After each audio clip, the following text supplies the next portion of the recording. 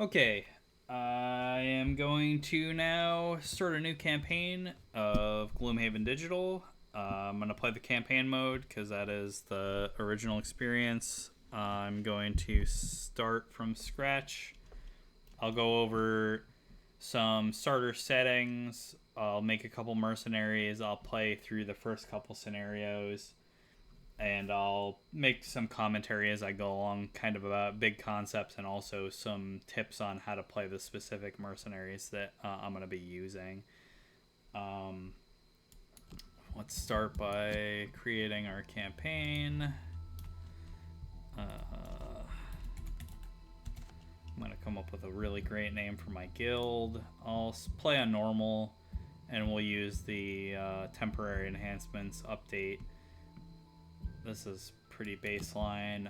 I strongly recommend, strongly, in digital and paper, however, using plus twos and minus twos instead of the times two and the null modifier because they are not equal and opposite.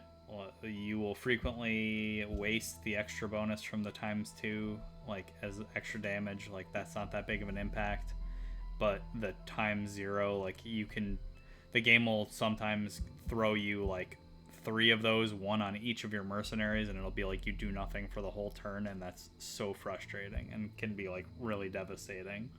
And just feels cheap. Like you just kind of get low rolled. Like there's no real way you can plan around drawing nothing but zero damage for the whole turn. So I highly recommend this. We switched to this in our physical Gloomhaven game, and I use this in the digital, and it has greatly reduced my frustration with the digital mode. The rest of these are fine with the recommended settings. Can't roll into nulls with advantage. Center hex for line of sight.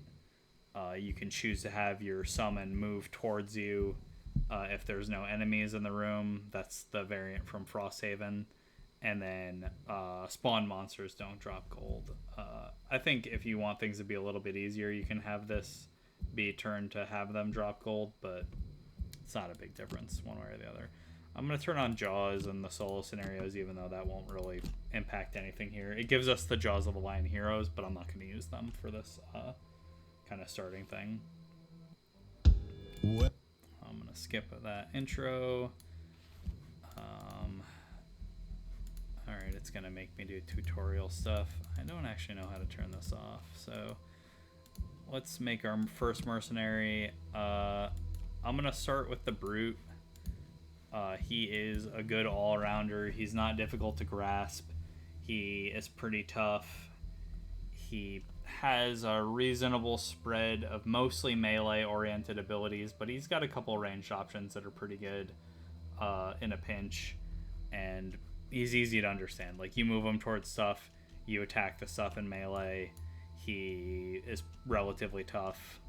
I'll talk a little bit about where his toughness comes from. One of the things is he's got a reasonably sized hand, and his health scales pretty nicely. I'm going to call him Smasho, because he likes to smash with the shield, and sometimes that sword. Alright, so personal quest. This determines what you'll unlock in terms of new character classes in original Gloomhaven. So I don't want to spoil what these ones are, but don't worry too much about this in the outset, and I wouldn't worry about rushing to finish these either. I'm going to choose the Thin Places. This unlocks one of my favorite classes in the game. A class that I believe they've rebalanced in the second edition to be less powerful because he's really busted in this version. I'm going to make a second mercenary. I'm actually going to make three. So I want to show you the Mind Thief because he looks more complex than he is. And he's actually pretty straightforward to play once you know which of his abilities are actually effective. Man, they really want us to do this one. Yeah, we'll do it. We'll do Seeker of Zorn. Why not? It's not a class that I've played very much, but, you know, interesting. I'm actually going to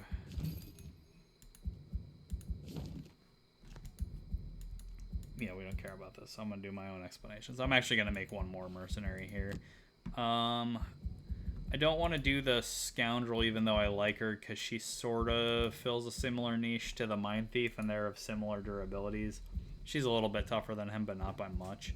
I'll do the Spellweaver. She's pretty difficult to grasp if you haven't played the game before. The way that her hand works is kind of different, so I'll do this.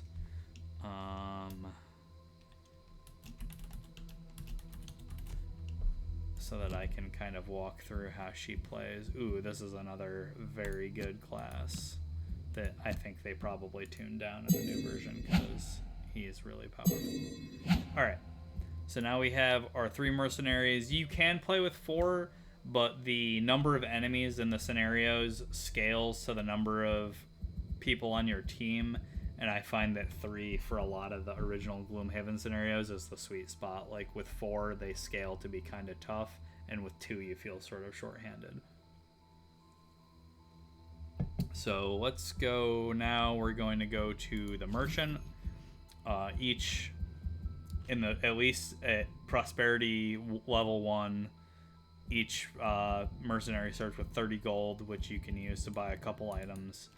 I'm gonna go with what I think are good early starting items for these classes. So I think, like, this guy, the brute, he needs to get beat on a fair bit, so I'm gonna get him a health potion, which lets you do a heal 3 action once per scenario.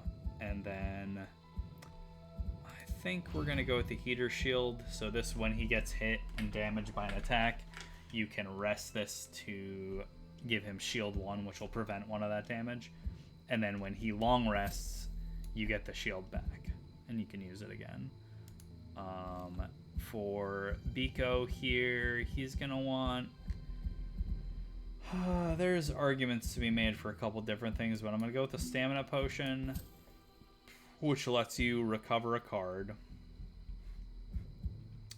from your discard, so you get to play another a card that you've already played, but without resting. And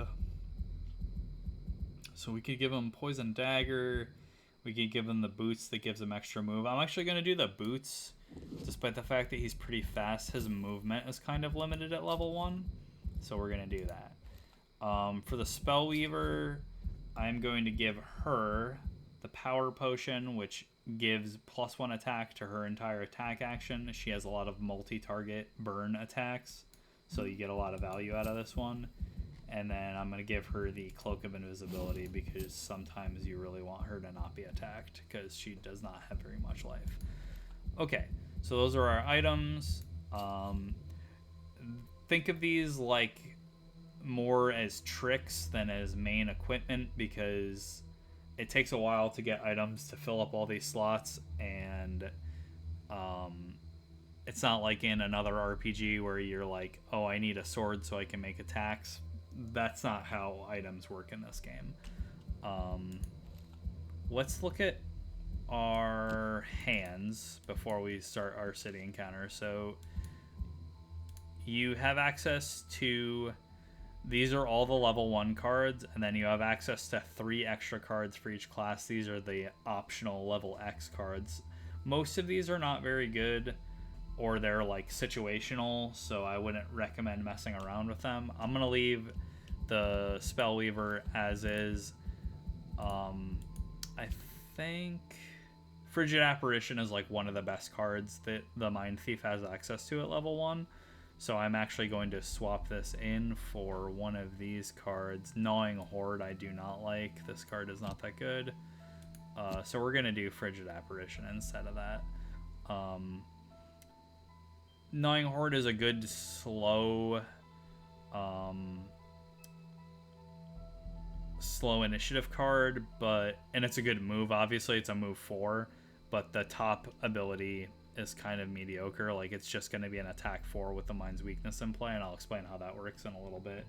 But I think that it's better just to swap it out for Frigid Apparition. I'd rather have this. This is like the most powerful attack that you actually have early, or at least it's close. So we're gonna swap that in, and then Brute, for some reason, has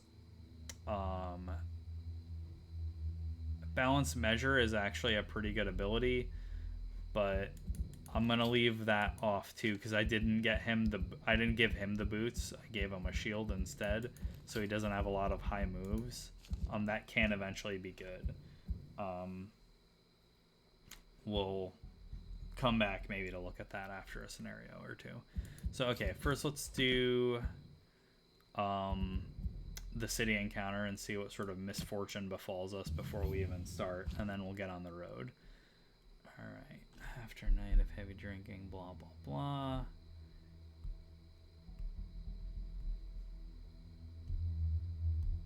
Weaponry and dried food.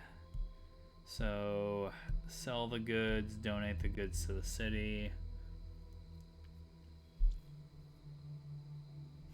Which do I think? That's great too, because there are a lot of these events have two different versions, one of which punishes you for each of the options. City events are usually less punishing than the road events, though. Road events are more likely to have bad outcomes for you. So let's go with, I don't know, we'll donate the goods. Why not? All right, we get +1 prosperity. Great. And prosperity level determines a bunch of things like the items available at the merchant shop, maximum enhancements for your items, which we won't get into here, but because that you need a lot more money and need to be way later in the game before you unlock that. So okay, let's go. We're gonna do the first scenario of original Gloomhaven, not Jaws of the Lion, which is Black Barrow. Yeah, I already did that. This scenario can be really, really punishing as a first scenario. I actually, if I was going to recommend, I'd say play some of the Jaws of the Lion missions first in Gloomhaven Digital, because they're far more like forgiving than playing Black Barrow as the first mission. The first room in here is pretty tough, and you can get really beat up if you kind of don't know what you're doing, which is why we're making this video. All right, so let's do it. Everyone needs to eat. Whatever your Yep, checks are, this lady wants us to go to this barrow. Sure, we do it. Whatever.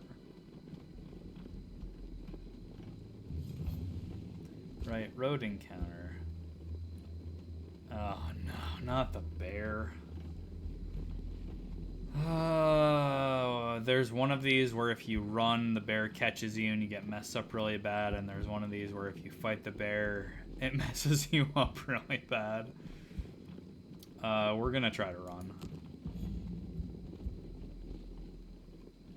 Okay, that's pretty good. We don't have any perk points yet because this is the first scenario, so that doesn't hurt us. Great. Lucky. We get to start the scenario not hurt already. moving closer. Dispose of these unfortunates. Yeah, whatever. Alright, so the battle goals, you get to pick one of them, and if you do it, you get 1 or 2 perk points. These are good for getting extra perks, but don't get too caught up in trying to do these, especially early. Like, focus more on just trying to clear the scenario.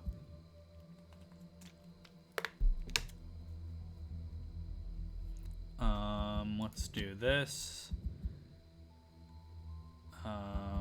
This is going to be impossible for him, so we'll try Insomniac. I think this can probably be doable. Spellweaver's pretty bad at looting.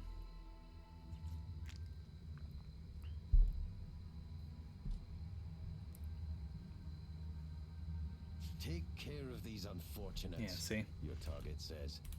Back Tells you out of the room. how many times I've played this scenario. Well, it's not a joke, so Yeah. Alright, so we have 6 enemies here. They're all basically the same guy. None of these are elites. They're all just guys with 6 life. Now, a big part of winning and playing Gloomhaven and being good at it is denying the enemy units the ability to effectively use their turn. Part of that comes from planning your own turn. Later, some of that comes from knowing what particular monster and enemy types will do on their turn, because they do have like specific sets of abilities. Like some enemies tend to be slow, some tend to be fast, some are ranged, some want to get up close. These guys are pretty middle of the road. They tend to be on the fast side of slow for initiative. They mostly attack in melee. They have a couple ranged attacks. They have a handful of attacks that poison you, which is pretty annoying. But otherwise, nothing special. Now, part of the way that you can minimize an enemy from really messing you up on their turn is by figuring out when they're going to act and trying to be outside of their range when they do it. So my plan here, I'm going to try and kill as many of these 3 guys as I can on the first turn, which is probably going to be 1 or 2 of them because I'm only level 1.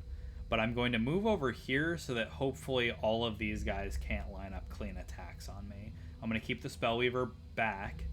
I'm going to move the Mind Thief into this pocket here, and I'm going to have the Brute here so that he's effectively body blocking these guys.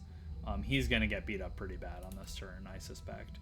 The other thing I'm going to do is I'm going to try and go kind of slow, so that these guys kind of move towards me, and these guys can't really get to me, except probably the Brute, who again I think is going to get hurt pretty badly. So let's look at our cards. So on each turn, we pick 2 cards, and the lead card, the first one we click on, determines our initiative, which shows here. Now I can switch this by selecting off and then selecting back on if I wanted it to be the second one, or vice versa. But look at this number. That's going to be your initiative. On your turn, you have to do the top of one and the bottom of the other. You're not locked into which ones you have to do, so like you can try and keep yourself flexible that way, but mostly you're going to have a plan of, I'm going to do the bottom of one of these things, I'm going to do the top of the other, and the more flexible that can be, the happier you're going to be. So don't entirely bank on going before all the enemies or knowing what order things are going to resolve in. Try and pick an action that is useful from multiple different scenarios, because sometimes enemies do things that are unpredictable, and the more balanced your action is, the less likely you are to end up unable to do anything, which is the worst case scenario. And you might see me end up in that situation here. Like, I'm not clairvoyant, so I might make a mistake, or I might choose the wrong ability and then get punished for it, which is going to be part of the teaching here. So like I said, the Brute has abilities mostly that are melee attacks. He has a few abilities that give him shield, which is helpful, especially here because we're in a close room with a lot of enemies. And otherwise, he's pretty balanced. So let's go with... We can't really do a shield ability here because his shield ability is on the bottom of a card, so we can't move and do it very well. I am going to attempt a leaping cleave. Now we have a clean attack on probably 2 guys no matter what happens, so I'm going to try and move in and then have him cleave at some guys, which lets him attack 2 guys at once. As attack 3, and then you see the little red hexes are where the attack goes. And then it also gets his experience. Now that's a good thing to talk about. You get experience for completing scenarios, but a lot of the experience that you gain comes from using particular cards. Now again, when you start out, I wouldn't worry too much about this, but one of the ways that you can level up quickly is by maximizing using abilities that give you experience for using them. I'm not going to focus too heavily on that here because it's kind of in the weeds. So we want to be probably like here or here. So this is a move 2, so that's easy, but we're more likely to be attacked by all these guys. So I'd really like to be here, I think. So let's see what our options are. This is a pretty bad initiative card. And we'll do this, Overwhelming Assault, because this is just a bad card in general. overall, like cards like this, so the top of Overwhelming Assault is attack 6, 2 experience, and then it burns. So once you use that, that burns that card. Now you don't really want to use abilities like this in general. I burn attacks I'm pretty down on. They're very subject to variance, but you also don't want to use an ability like this super early, because then you're burning a card, and that greatly shortens the lifespan of your mercenary for that scenario. So let's go. We're gonna do Overwhelming Assault into Leaping Cleave, but I want Leaping Cleave to be our initiative, so hopefully we can go before all these guys. But they're all gonna go at the same time, so we're either gonna be faster than all of them or slower than all of them, which is what it is. Biko here is going to... He's going to use the Mind's Weakness, which is the best, most important card for the Mind Thief in the entire game. Here's the deal. The Mind Thief, theoretically, has a bunch of what are called augments. He can have one of them in play at a time, and after you use this top attack ability, that augment, in this case, on your melee attacks heal 2 self, for instance, is in effect whenever you do a melee attack until you cancel the card or, the scenario's over, whichever one happens first. Now, you usually want to cancel your augment before you rest, because that gives you more time and more cards to burn through. But the only augment you really care about, like, honestly, is the Mind's Weakness, which gives you +2 attack to all your melee attacks. Now, that's insane. The Mind Thief has a bunch of bottom attack abilities, which means that sometimes you can get multiple, like, attack 4s a turn. And the Mind's Weakness also just turns your default top attack 2 into an attack 4, which is very powerful. So there's, like, some of these other augments are okay, but none of them can hope to be better than the Mind's Weakness. You basically want it active all the time. That is definitely the first thing I'm going to do here. So we're going to... And this is the problem, is that at low levels, the Mind Thief does not have a lot of good initiative cards that are good moves. But we don't have to go very far. We're probably going, like, here. So we'll just pick... He is very fast, though, as you can see. Like, even my 5th fastest card is a 27. We're going to go... We'll go fast. We're going to go Perverse Edge, which is also just a good stun ability, but that's okay. We'll lose on it for now because I want to hold Empathetic Assault in case we need it. And then we're going to Mind's Weakness. That leaves our Spellweaver. And the question is, do I want to try to hit a bunch of guys with a big attack early and burn it? Or do I want to hold off on it for a second? The most important card to understand for the Spellweaver is Reviving Ether. So a lot of the Spellweaver's best attacks, Fire Orb, Impaling Eruption, etc., are burn abilities, which I just told you don't use these early.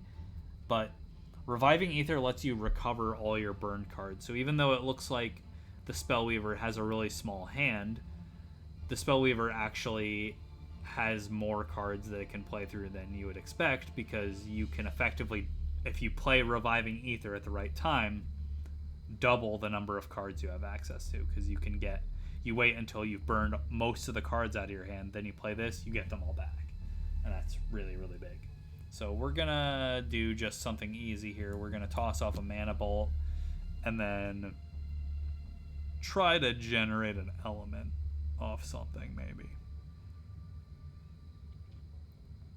Well, you know what? We'll just go for it. We're going to do Fire Orbs right off the bat. We'll wait for people to move in. And then I'm going to just do Ride the Wind, because it's a very bad initiative card that's also not super useful. It lets you move really fast, but only once, and we don't need to move that fast in general with the Spellweaver. Now, once we get through this room... And we'll see how bad this goes. I haven't done this scenario in a while. But once we get through this room, I'll talk about advancing and managing your hand so you have enough turns to play. Alright, these guys are going to go before the Brute, which I knew it was a possibility. But Biko gets to go first. So he's going to go right here. And then I am just going to attack 3 this guy. Alright, pretty lucky. We get a +1. Great. Now our augment is in play. So now we are just +2 to all our melee attacks. It's unfortunate because Biko's probably also going to get roughed up pretty bad. And he's not very good at taking hits. I'm going to use my stamina potion now to get Perverse Edge back, because we might want it. Alright, now Biko is going to get really messed up. Alright, that's pretty lucky. That is not lucky. Ooh, this is going real bad. I probably shouldn't have moved him in there, but okay. It's good teaching moments. Alright, yeah, I'm gonna let this one connect. Okay, he does nothing. The rest of these guys can't attack him. I'm gonna use my heater shield because I can get it back later. Take nothing. Okay, so we do have to burn a card here, otherwise Biko will die. Let's burn... Not Submissive Affliction, that's a pretty good one. Feedback Loop we need to keep because it's one of our best moves. Parasitic Influence is pretty bad. We'll burn that. Okay. So that's a good example. You have to be careful about managing your life because a bursty amount of damage from a bunch of enemies can burn through a bunch of your life before you can do anything about it.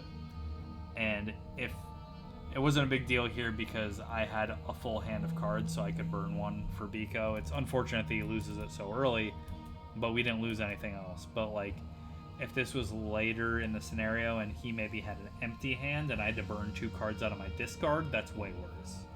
That loses you a lot of time. So we're just gonna go... Maybe I don't go anywhere, actually. Let's attack first, I think. We're just gonna attack these guys. Alright, that's pretty solid. There's a pretty decent chance that the Spellweaver is going to be able to kill all 3 of these guys on her turn. And then we're going to move over here to try and draw some heat off of poor Beaks. And then we're going to skip movement. I'm not going to push any of these guys. There's no real use to that. That can be really useful, like we'll see later in this room that might be useful because there's a bunch of traps in here that we can push guys into to both hurt them and clear the traps out of the way. Alright, so now she has an attack 3, range 3, target 3. We want to make sure she can hit this guy, and this guy.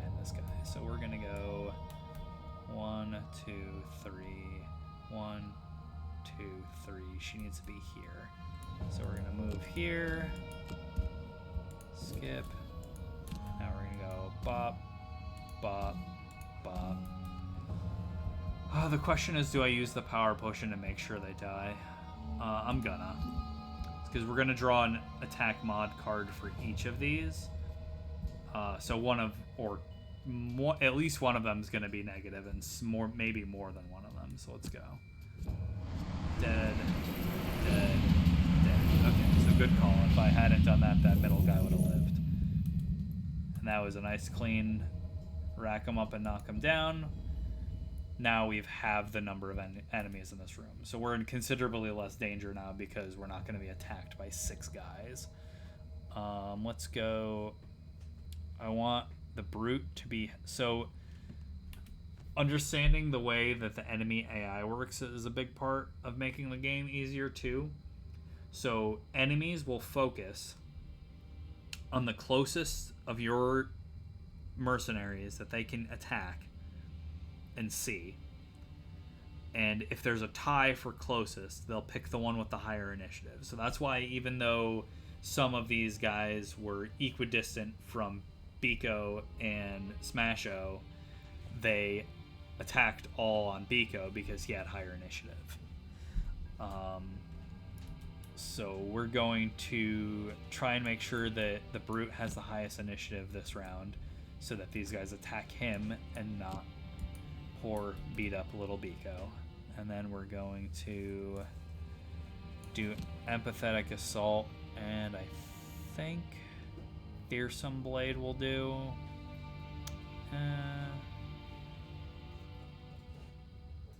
Yeah, fearsome blade seems fine.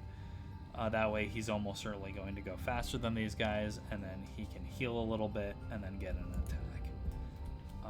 We have an element now to use because fire is in effect because we used fire orbs last turn. So we're going to... We can mana bolt to heal Biko, and then we'll frost armor to use the element to deal some damage. We're gonna go fast this time, and good thing we did because these guys are going 15 and they're gonna shield, but it's gonna be too slow. All of our guys are gonna go before them. Oh crud, I forgot that the mana bolt heal is range 1. Shoot, it's gonna be too far away for Biko. That's okay, we'll still be able to attack one of these guys, and then we'll just move. So we're going to use the fire. These guys are all basically the same.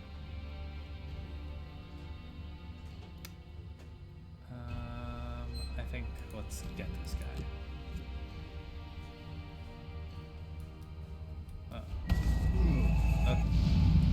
And then we're gonna move over here. We don't really want to draw aggro on these guys with the Spellweaver, who does have 6 life. And then we're gonna loot some gold. Now, this is kind of handy. We can make one of these guys have the disarm status, which means they can't attack for the round. So we can take away their turn, basically, because they're going to attack to poison. So we can disarm this guy. Hopefully Biko's going to kill this guy, and then this guy's going to be the only one who can attack. And poison's really annoying in this game, so we want to have as little of it in play as we can. Alright, the Brute is good. Now Biko is going to... So I really want this guy to attack the Brute because he has a bunch of life, and also shield 1 now because of that ability I just used. So I'm going to snake Biko around over here. And if I go here, this guy will still attack the Brute. I'll actually go here so that I can loot. So this guy is going to move here. He's going to be the same distance away from the Mind Thief and the Brute, but he's going to attack the Brute because the Brute went first. Alright, we skip movement. We're going to heal a little bit. What a good little guy. Then we're going to attack for this guy because the Mind's weakness is insane. And we still knock him out because even with a -1 modifier. So your attack modifier deck starts off kind of bad, and as you unlock perks, you can call the bad cards out of your modifier deck and replace them with good ones. I'll talk about that after the scenario. We're probably not going to be able to level up, but good to think about. Yeah, so these guys can't move, I forgot, so he's not even going to be able to attack. So they effectively did nothing with their turn, except shake their shield a little bit, and I don't care about that. Alright, so we have 2 enemies left. One is lightly injured, the other one is undamaged. We have no elements in play, so we can't use any of Biko's special stuff, but we can. Biko's next to some gold, so he can loot with his top, and I'm going to do Perverse Edge with the bottom so that I can stun this guy again and take his turn away a second time. And that's, like I said, a huge part of the game is finding ways to deny the monsters their turns while maximizing your own turns. We're going to... I think I'm going to just... Flame Strike is really short range. So we'll do this, and...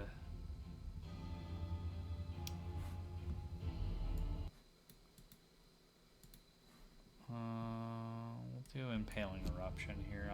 I'm going to move towards the door just to get close to it. Like here, probably, and then I'll Flame Strike this guy. And then the brute. At some point, we're going to get to the point where we can do 2 attacks in a single go, but we're just not there yet. I'm going to do eye for an eye to heal the Mind Thief, who's still pretty hurt. And then I'm going to Warding Strength to just clock this guy.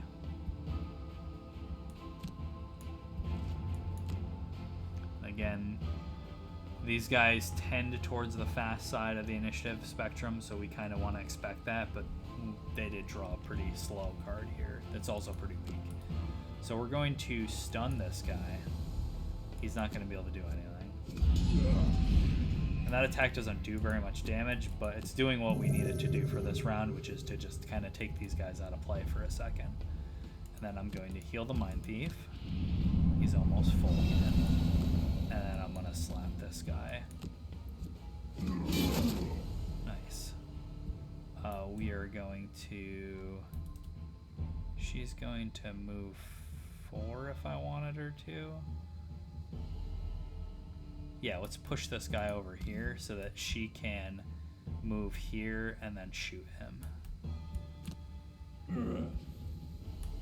Movement control is a non-insignificant part of this game as well. Manipulating positioning, your own positioning and the enemies. So we're going to move here. Because she doesn't have a lot of good moves, so we want to kind of be inching her forward so that she doesn't fall behind. Because we have to remember that we have a finite number of turns until all of our guys exhaust, so we can't screw around too much. And then we're going to try to finish this guy off before he gets a turn. Okay, things are going pretty good for us here. He's smoked, so now it's just one stunned guy. Again, he's not going to get his turn, and we can probably finish him off before he gets one. Alright. We are almost through room 1. We've lost a card off Biko, but otherwise things are going pretty good. I want the brute to start moving towards the door, so we're going to do spare dagger, and then 1, 2, 3. We're going to grab and go to just move him over here towards the door. And then Biko can catch up, and he loves to loot. So we're going to go... We're going to do Frigid Apparition here and Scurry to try... And we're going to do Scurry as our initiative to try and knock this guy out fast. So I'm going to move him here, and then I'm going to attack him for 5 and stun him. So he hopefully doesn't get a turn again, and we can just finish him off. And then the Spell Weaver has 2 cards left, so those are the 2 we're going to pick. Alright, so this guy does outpace us, and he has Retaliate, which is annoying. In this case, Retaliate will cause him to deal 2 damage to an enemy that attacks him. Fortunately, the first enemy that's going to attack him is going to attack him for quite a bit. And maybe if we're really lucky, Biko can knock him out, which takes away the Retaliate effect. But if not, that's fine. Ah, yes, super lucky. So Biko deals enough damage, knocks him out, no Retaliate.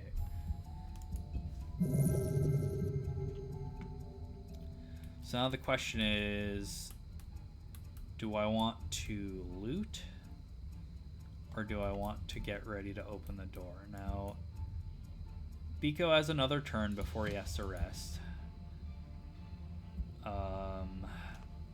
The Brute has another 2 turns. Next turn, the Spellweaver is either going to have to long rest or do a short rest and burn a random card.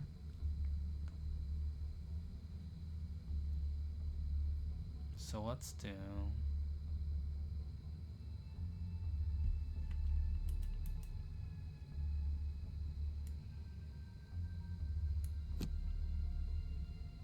We're going to just do a little bit of loot and scoot.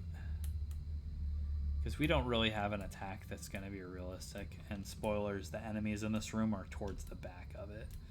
So... but she's not going to be able to move very fast. I'm going to just move her over here. Especially at level 1, gold piles are only worth 2 gold, which is very little, so they're not worth that effort of going way after. I'm just going to skip my attack because I have no targets.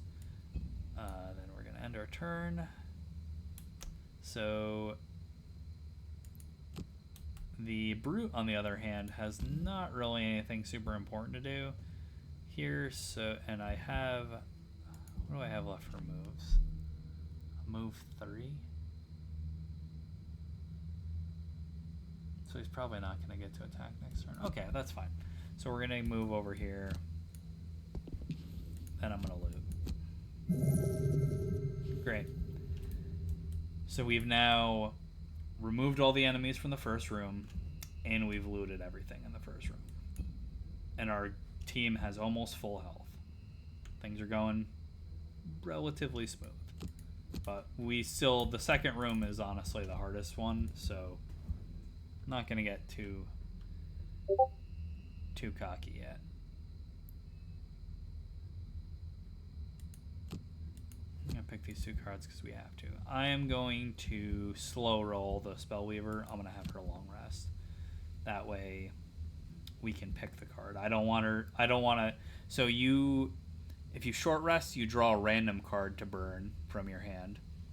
And that card cannot be Reviving Ether. Our whole game plan revolves around us having this so we can play it later. So if I short rest, then I'm basically saying if I draw a Reviving Ether, I'm going to take a damage to redraw.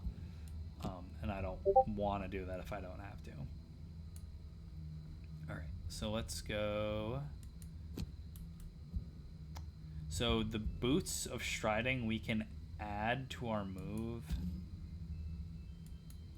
in mid-move so long as we haven't finished our move. And we have a move 4 here, so. Alright, so we have, in this room, 1 Bandit Guard Elite. He's pretty tough, but he's not going to attack. He's going to shield and retaliate. And he can't, even though he's faster than us on initiative, we're in the middle of resolving our ability, so he's not going to get to go until after Biko's done. These terrible, terrible archers are going to shoot us, but they're not going to move. So range 5. 1, 2, 3, 4, 5. Can't hit Biko. 1, 2, 3, 4, 5. Can't hit Biko.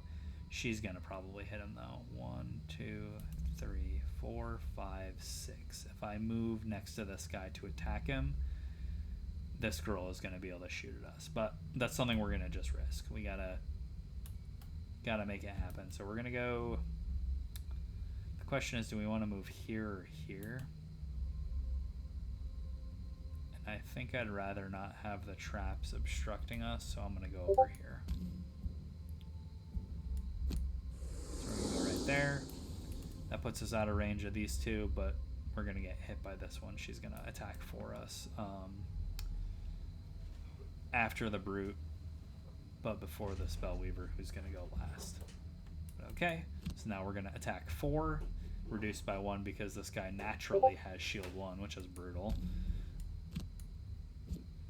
Okay, and that's probably our null we just drew there. And so again, that is bad, but we still at least did something.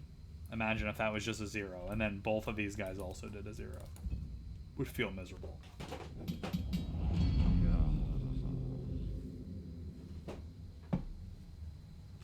Alright, now our Brute can't get to this guy, and even if he can, he's just going to get retaliated and not be able to do much, so whatever. We're just going to move here. Set up for next turn. The Brute, I'm probably going to have short rest. He doesn't super care about which cards he loses. And he also has a lot of life, so he can afford to redraw if there's something we really don't want to lose. So we're going to skip the push. He has no targets for his attack. We're going to skip the attack. Then we're going to end. Now, these guys are going to do mostly nothing. She's going to shoot us. It's going to hurt. We're okay. No one else can do anything. Spellweaver is going to do her long rest. Freezing Nova is basically trash, so we'll burn this.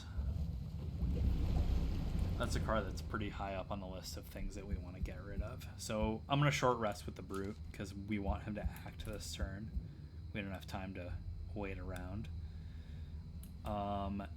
My goal is going to be, this guy is tough, and he has a lot of HP, so what I'm going to try to do is push him into these traps, because these traps are also in the way of this door, so we want to clear them out so that we can get in here. So we're going to try and use this gentleman to help us out. So we're going to short rest. Do I want to let Trample go? The Pierce is pretty good. The bottom ability is always more underwhelming than you think it's going to be. Like move 4, attack 2, jump sounds impressive, like you attack a bunch of guys, but I find it frequently doesn't do that much. But the move 4 is nice. We're going to let it ride. I'm going to just burn this Trample. I'm not going to... For the sake of learning and teaching, we're going to just let that go. So Biko here is out of cards. I'm going to have him short rest, but first I'm going to cancel the Mind's Weakness so that we have an extra card in our pool again. So I can replay it, basically. Which does unfortunately mean his next attack's going to be weaker, but it gives us a little bit more time to play with. I'm going to short rest with him too. He's maybe going to take a damage here if I try to draw the Mind's Weakness, which I don't. I draw Scurry, which is a medium card. That's fine. It gives him mobility, which is nice because it has a move on the top, but that's not the hugest deal.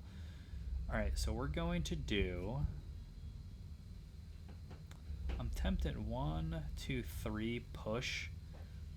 Pushes this guy through both of these traps, so I think I'm actually going to do that. I'm going to do Perverse Edge and Fearsome Blade, even though that won't be that big of an attack, because these each deal 3 damage, so that's probably going to kill him by itself, even if our attack does almost nothing. And I'm picking Perverse Edge just because I want to go before him. And these guys maybe don't have a way to go faster than Initiative 8. It's very fast.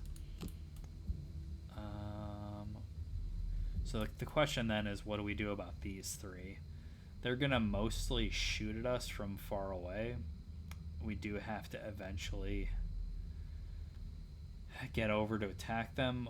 I guess let's pick one of her longer range attacks, but I'm going to take a slow initiative, and I'm going to try and see if these ones will move in towards us. I'm going to do the same thing with the Brute. I'm going to pick a slower ability, and I'm going to pick Spare Dagger as my top, so this is his one ranged attack he starts with, and it's range 3, so you can hit something from relatively far away. So there's pretty much nothing these 3 can do that won't let my Brute get to within range of them unless they just sit right there. And then even then, so long as this guy's not here anymore, which he won't be, I'll still be able to hit this one. Alright, here we go. Okay, so the archers are going to move in a little bit. They're going to make traps too, which is annoying. And the bandit guard is going to act too slow probably to save him. So we are going to...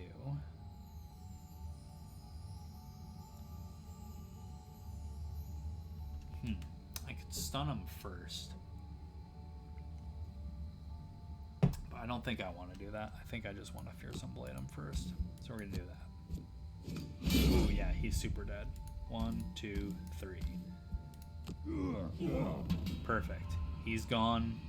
The traps are gone. We got a clear path into room 3.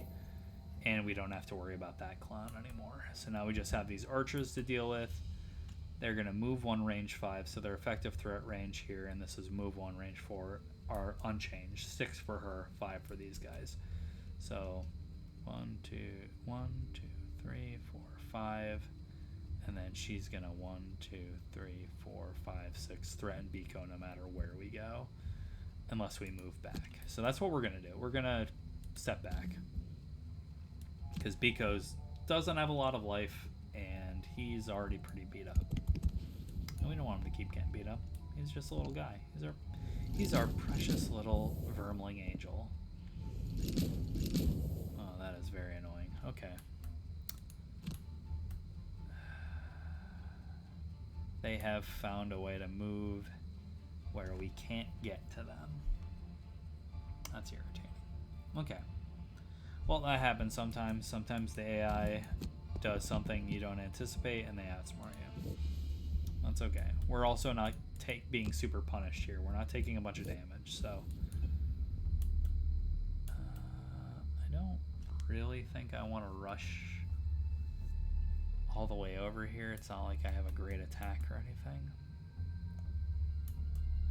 These traps are pretty obnoxious in that configuration. They've like castled up. I actually can't think of another time where I've seen them do this little corner routine they're doing here. Probably the brute's going to be able to get to them and at least attack this one next turn. Ideally, I think I'd like to get here so that I can push her into this trap, which he can't do.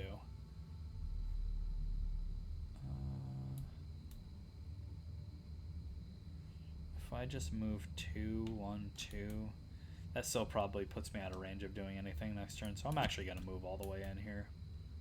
And then I can mana bolt one of these guys. Again, you can be a little bit more aggressive with how you burn her cards because you can get them back later. And then I'm actually probably going to have her become invisible. Let's hit this one. Wow, pathetic. Alright, and then I'm going to have her go invisible here.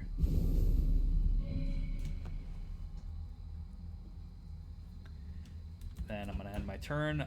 I'm definitely not going to get her battle gold because I think I've had her loot, incidentally, more gold than anyone else in the group, and she's supposed to loot less than everyone.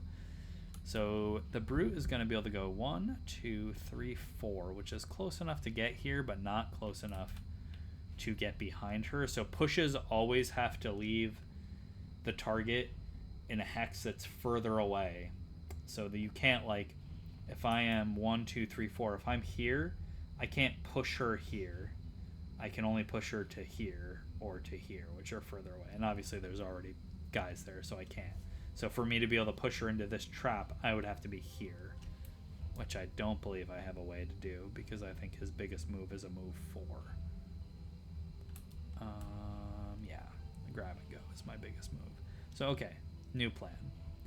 We are going to move here, and we're going to disarm this girl so that we can at least reduce the number of shots we're taking. So Spellweaver's invisible until the end of her next turn, which means that I want her to go late here because that means that none of these guys can target her for their turns if I go after them. 1, 2, 3, 4. I can hit all of them with Impaling Eruption, and I'm going to. And that just leaves my special beaky boy. If it's not apparent, I really like the Mind Thief, both as a class and just as a funny little rat man. He's probably not going to really be able to get into range of these guys, but that's okay also because I want to take the time for him to not be so beat up. So I'm going to Empathetic Assault so he can move a little and heal, and then I'm just going to put the Mind's Weakness into play. I don't have to attack anyone with it for the augment to go into effect, so I'm just going to turn on his super attacks. So they're going to attack 6 and immobilize, or attack 2 at range 6 and immobilize, which is why I wanted to go before them, because these guys do like to inflict immobilize on you, and that can really screw up your plans if your turn comes around and you can't move. And again, like, these are things you learn over time. There's a lot of enemies in Gloomhaven. He's the best little gremlin guy. Yeah, there's a lot of enemies in Gloomhaven, but not an infinite number, and they attack and behave in predictable ways if you've fought them a bunch. Ugh, -2, so I don't do anything, but she's also not going to do anything. And none of these guys are really going to... So they're going to attack the brute, these two are, and they're going to immobilize him, so he's going to be stuck here next turn. But they're not going to focus on anyone else. Like, for instance, Sneeko Biko. He's going to heal, and then I'm just going to do the Mind's Weakness. I can't attack, but now my augment's in play, so my next turn my attacks will be attack 4s. Now the bandits are going to shoot the brute. He's stuck there, but otherwise he's probably going to be fine. Yeah, whatever. I took 2 damage. Who cares? And then I'm going to go 1, 2, 3, 4. I'm going to hit all 3 of these, and hopefully, if we're lucky, we'll kill the back one. Yeah, keep getting lucky with our... I tell you, when I don't have an audience, my Spellweaver does not attack this effectively. Things are going really good for her. So that's great. Now we just have 2 more enemies in this room, and then we're on to room 3, which is the last room in this scenario. I'm not... I guess I could put her over here, actually. Do I have any way to push this girl? I do not. It kind of strands me on that side. On the other hand, it does let me attack twice next turn. And one of them quite fast. I'm going to do it. I think it's better to... If I have to navigate around these traps, it's not a huge deal. And this does make me loot another gold. Since I may as well. I'm going to not get my battle goal. So now we know that the brute can't move on his turn. So we don't want to plan to be moving anything, because that's not going to happen.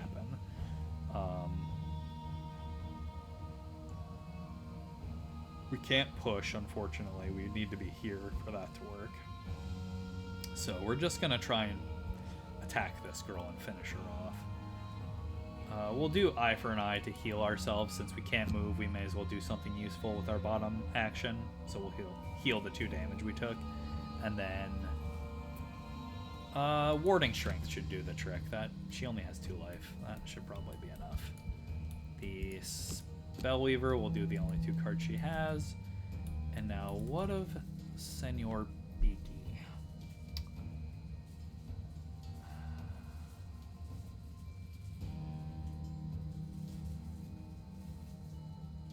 We could Submissive Affliction. He is within range to have this girl attack this girl, or the other way around. 1, 2, 3, 4, 5. I think that's what we're gonna do. I do wish we had Scurry, because then we could move while Submissive Afflictioning, but that's fine. We'll do Frigid and Affliction, and we'll do it like this, because Feedback Loop is not super helpful. And we'll do it like this. I think this is better. Save our move for the next time we need to really move. Okay, so they're going before us, which is pretty common. They're pretty fast, but they're attack 1 and attack 2. That's not likely to do anything that matters to us.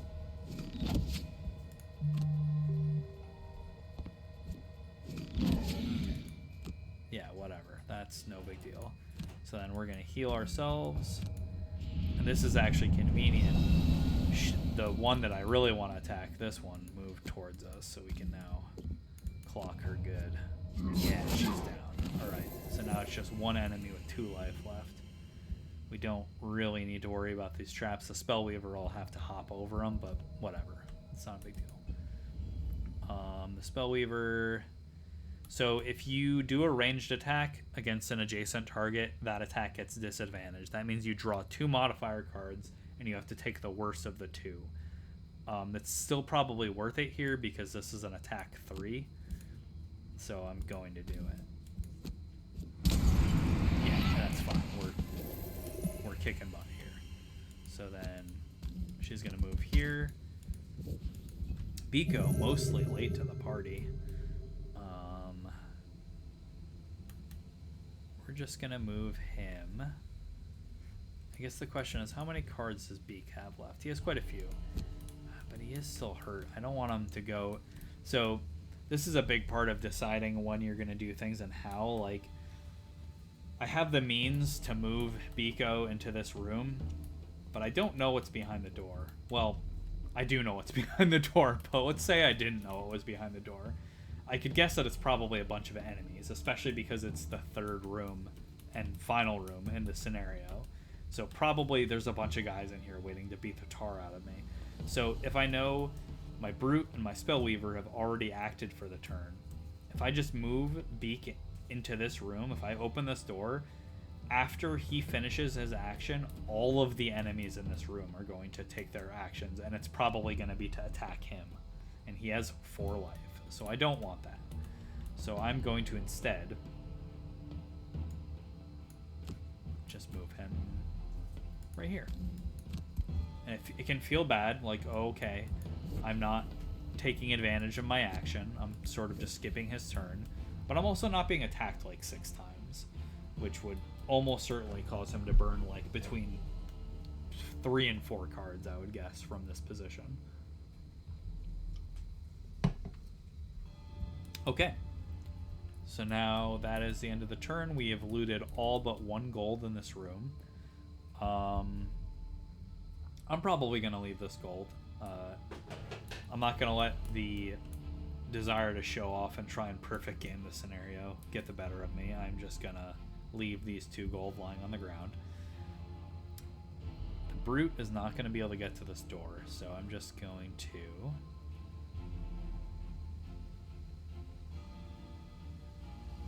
I'm going to save Leaping Cleave. I'm going to play Shield Bash and Overwhelming Assault to move him here. And she's going to Long Rest again, and then I'm going to probably have her jump over these on the next turn. She's getting close to the middle of her turns if I time it right, to where she's going to Reviving Ether. And then Biko... I'll play these 2 cards. I'm not sure what I'm going to do with them yet, though. I'm going to actually do it like this. I want the brute to go first. Alright, so he's going to just move 3. 1, 2, 3. He's going to go here. I'm going to skip the push. I'm not going to do this action as it burns and I have no target. I'm just going to select attack 2, the default, do nothing. Effectively skip that. Biko... I'm debating if I want to move him into the room and then move him back over here and try and draw some of these guys out towards me. I think that's what I'm going to do here.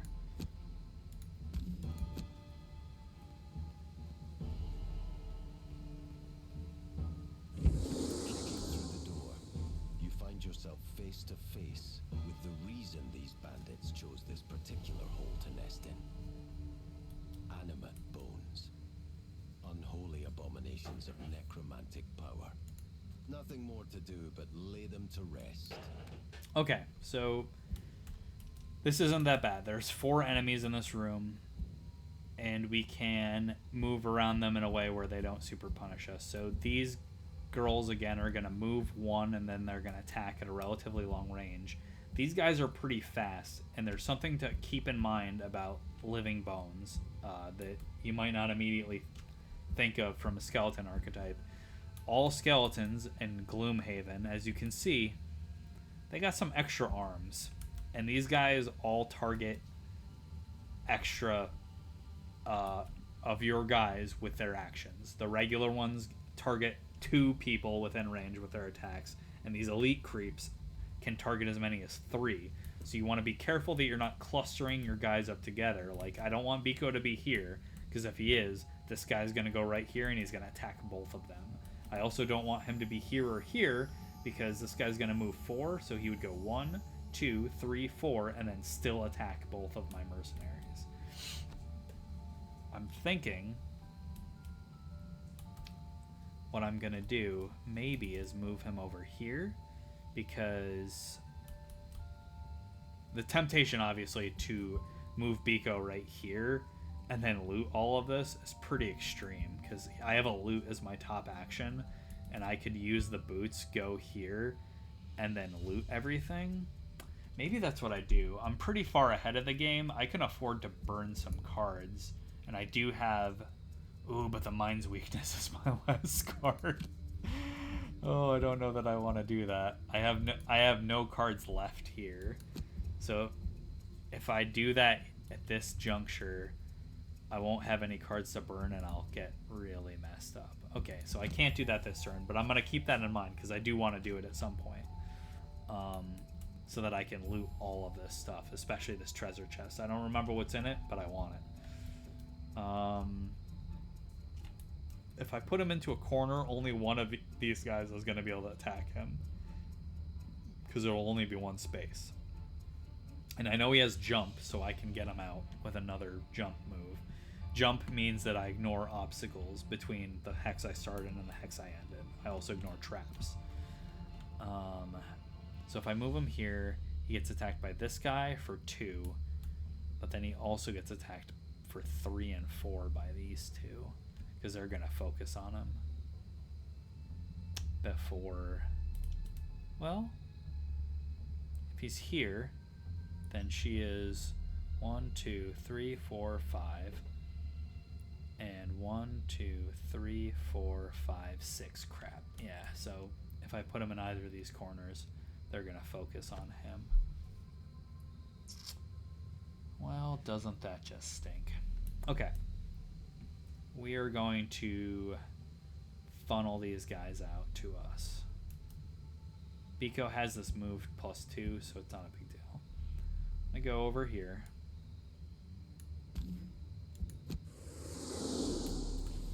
So now at most these skeletons can target the brute, no one else. Yeah, that would have been too far. Okay, so we'll do that. I'll lose my into the night, which is very sad, but okay. And they're gonna shoot the crap out of the brute, but that's okay. He can take it. He's tough, and he hasn't really been hit very much, so he's got a bunch of life left. Right, sure. And then this guy I don't think can actually move to range. All right, so that's not a big deal. Now our Spellweaver is going to perform a long rest. She is going to burn.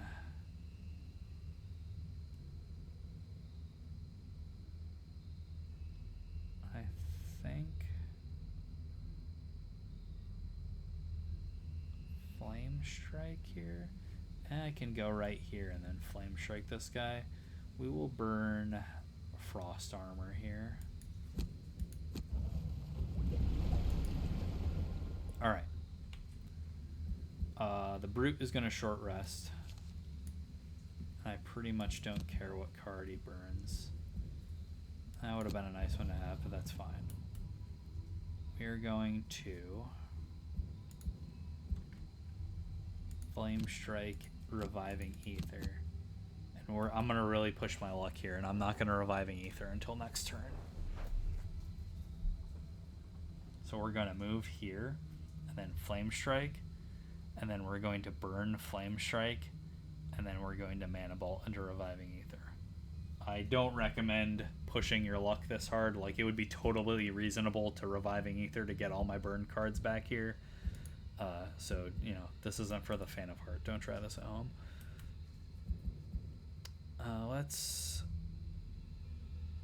don't actually think I need to completely maximize the length of my cards here, because I'm pretty close to the end of the scenario and I still have all but in a second 3 of my cards, so I'm just gonna short rest. Lose Submissive Affliction, that's fine. I don't want to have to waste the turn reactivating the Mind's Weakness, so I'm going to Empathetic Assault into Fearsome Blade and try and take this guy out. And then finally, we're going to, with the Brute,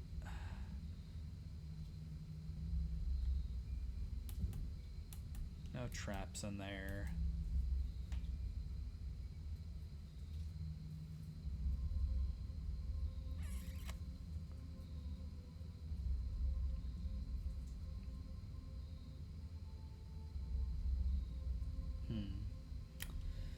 So Biko is going to Fearsome Blade, which is going to be an attack 4 push on this guy, so I'm probably going to have to move to hit him.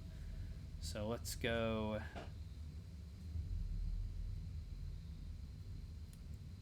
Shield Bash, and I'll just move 2, and I will, if I just push him here, then I can just go here, and let's try and set up a Leaping Cleave. I don't know if it's going to work, but we'll try it.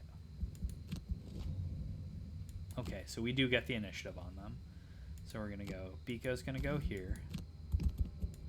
He's going to heal. And then we're going to crack this guy.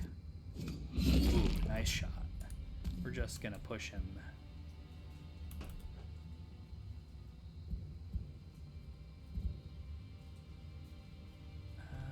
actually know if that's going to work the way I want it to.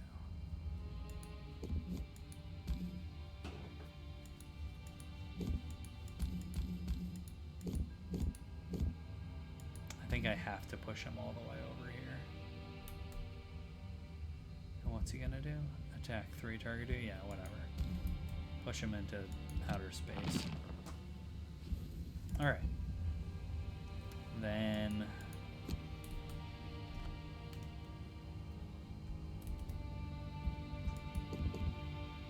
would I rather hop the fence? Well, first let's heal ourselves. We got beat up pretty good there. I could move 3 and then finish this guy off. Or move 2 and attack this guy. He has attack 3, target 2. That's pretty annoying. But if I move here and I fail to kill this guy, that's going to be worse. And then these guys are going to shoot us pretty much no matter what we do. There's no real getting around it. So we're going to do it.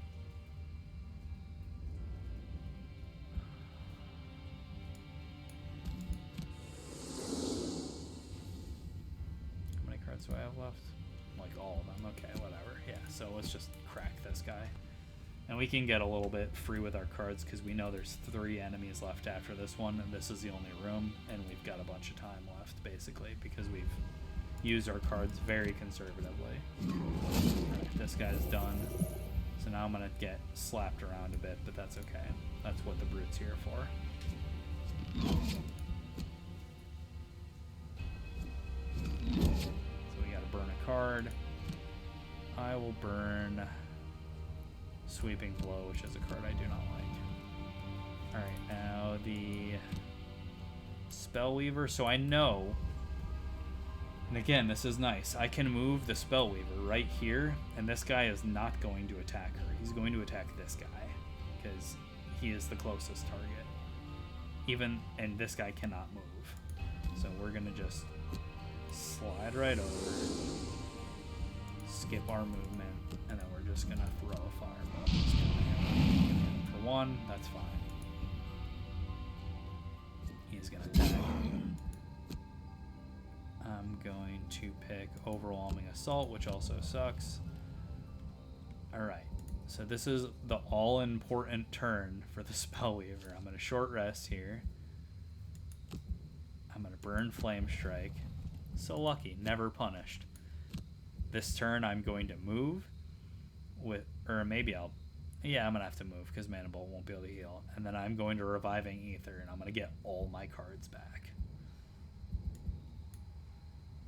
Biko, meanwhile, is going to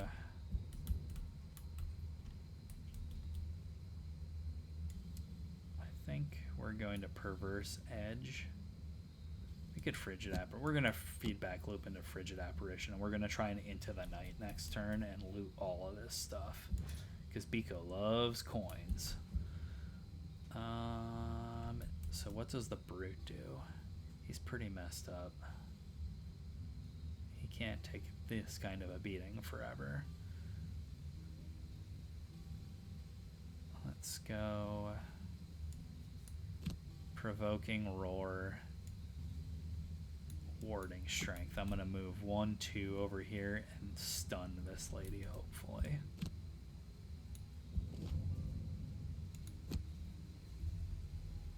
Okay, so we're going to go just... maybe I don't even move. Like, I'm just going to get my cards back.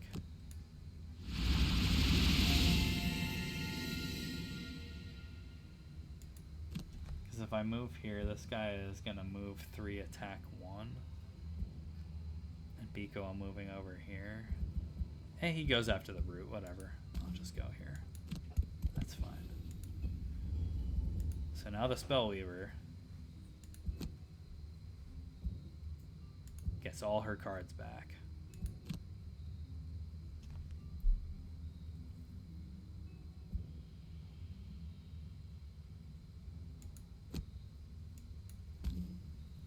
We're gonna go over here.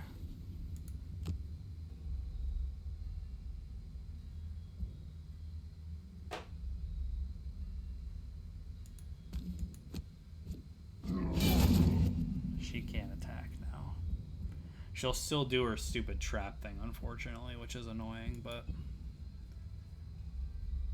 can't stop that.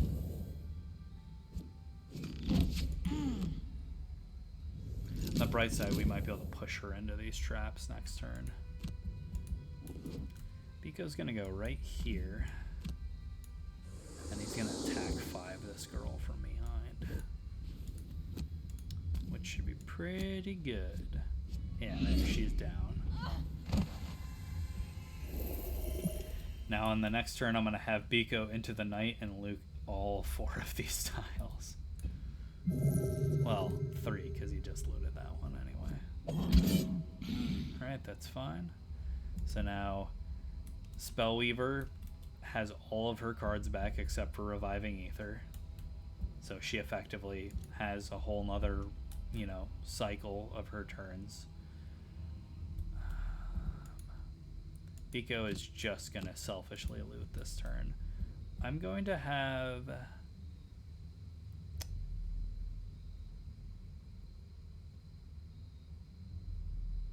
her heal herself for 4. And then I'm going to just flame strike this guy, I think. I guess I could frost. I'm actually going to frost armor. And I'm going to try and tag her and finish her off. And then it's tough because I could loot here too. I guess we'll see how the Spellweaver's attack goes.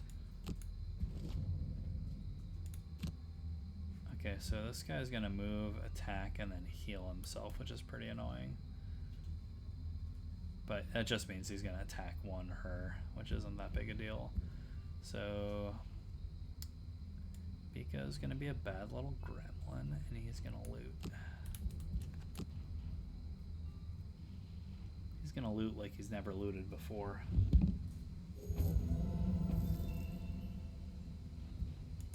What is that? Oh, I think it's a scenario. Weird. And then I'm going to continue looting. I'm going to end of turn loot this too. So he scoops up all the coins into his mouth. And then I'm going to attack this archer. Almost got her too. And I'm going to actually going to heal the brute here. He needs it more than me, ironically. And then this guy's going to slap both of them, but I don't really care. That's a weak attack. And then I am going to get a little greedy here. I'm going to move here, and then I'm going to loot all these tiles. Boom. So we have effectively almost looted all the money that we can in here. And like, you want to try and strike a balance between saving your cards and efficiently completing the scenario and using the resources and time at your disposal to loot sufficiently, because you do need to be looting. It's important that you get the stuff that's dropped by enemies. I'm going to short rest and just accept whatever this is, because he does only have 1 life, so I can't redraw. I'm going to spare dagger and then grab and go. I'm going to just try and finish her off with a dagger, and then I don't really have a good way to attack this guy. I'll just move over here, and then I'm going to have the Beakster try and frigid apparition this thing in half. Because that's why this card, it's crazy to me that this is an X card, because if you're using the Mind's Weakness, the top part, even without the stun, which he can frequently get, but even without it, it's just an attack 5, which is kind of crazy, especially at this point in the game.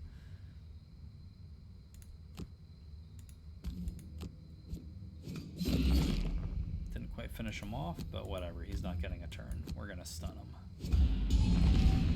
Yeah. He's toast.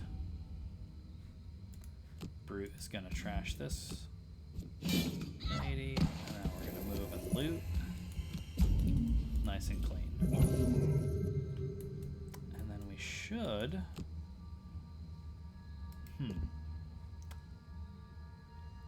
I'm going to risk it for the Trisket here and try to pop this guy. Yeah, we still do it. And then we're going to scoot here and loot.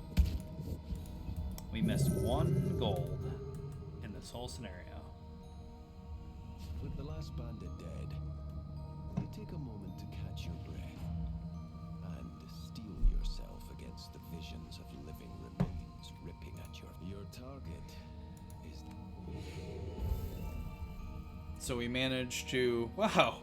Of all the 3 of them that I expected to do their battle gold, she did manage to loot less treasure than the Mine Thief and the Brute. I really thought that I looted too much stuff.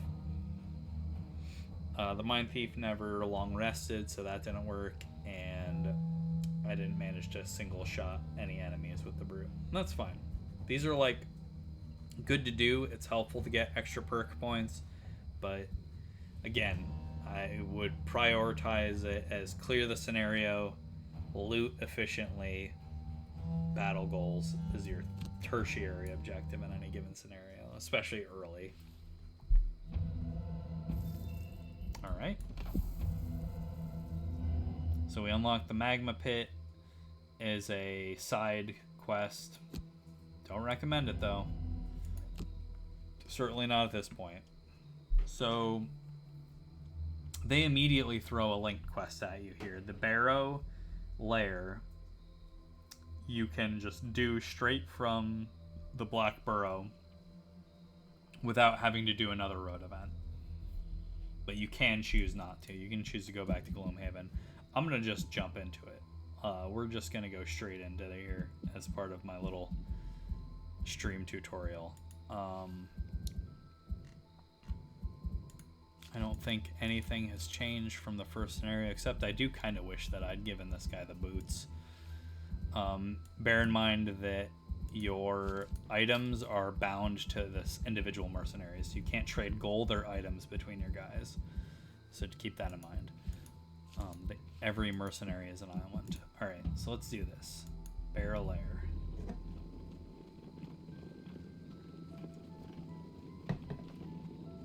And I believe this is actually second scenario, first boss fight. The stench of death and rotting flesh gets thicker as you kick. So we're gonna try to do closer, kill 5 or more monsters during the scenario. I don't know about that. Or be the first to kill a monster. That seems more likely. We're gonna try that. And then Plunderer or Straggler. There is a chest on this map, but I've never looted it. It's in the back of one of the rooms that opens off of the side. And then Stragglers take only long rests. I'll probably honestly do that, so okay, we'll do that one.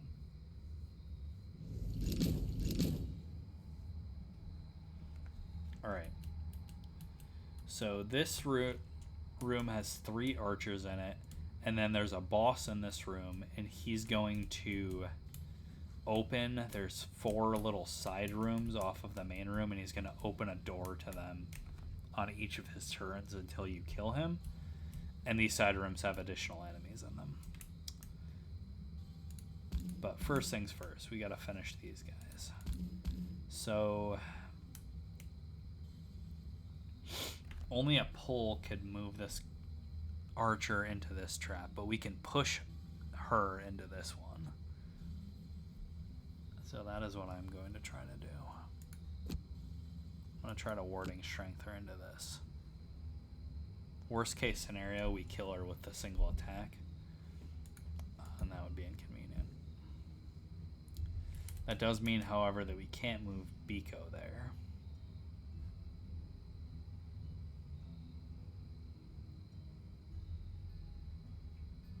Do I have...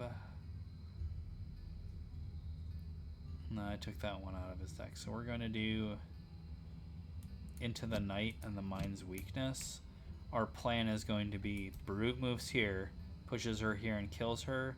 Biko goes here, attacks her, which leaves our third target, and she might still be alive too. So we're gonna assume that she's gonna survive, and we're just gonna pick something nice and easy. We're just gonna frost armor, and we'll keep the option of a heal up in case we need it. Maybe these girls will go before some number of our mercenaries. Probably not. I think their fastest is a 10, so they'd be tied with the Brute, but we'll see. Okay, they're going 44, so all of us get to go first. So we're gonna go here, and again, this will push her further, so we can do that. But we couldn't push her because we can't push her here because that would be the same distance from us. Perfect.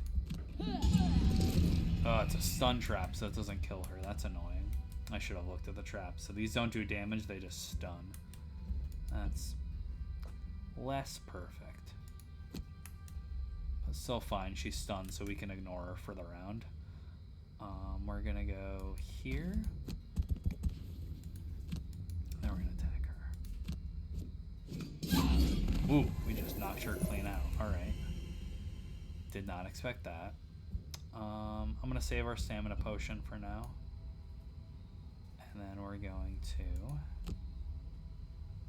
just I could deny the monsters any attack from her next turn by just killing her. I think I'm gonna leave her on the board though, because it's probably better to damage this one because she's already not doing anything. Yeah, good, so we don't waste any damage. So she takes 3, goes to 2. I will just... And Biko did manage to kill the first enemy. Awesome. Then I'm going to scoot over here. What's she doing? Attack 3, range 4. So she's going to target the Brute no matter what. And then I go here.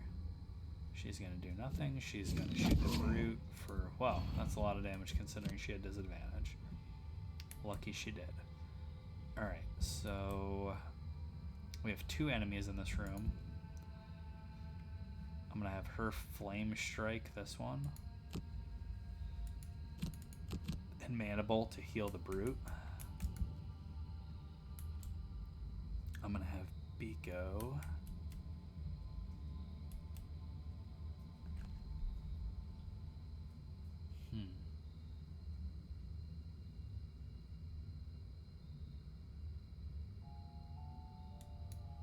Use Parasitic Influence because it's slow and kind of crummy.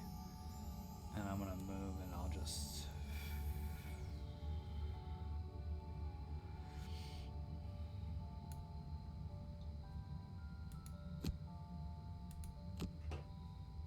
I'll just scurry over there. I'm just going to move and attack 4. Easy. The Brute...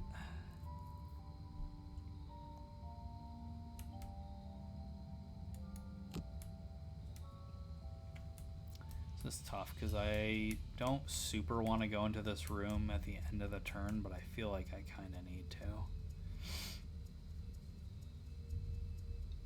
Because otherwise I'm sort of just idling for no reason.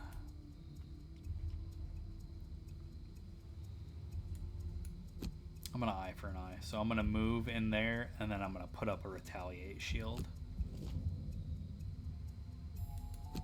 Okay.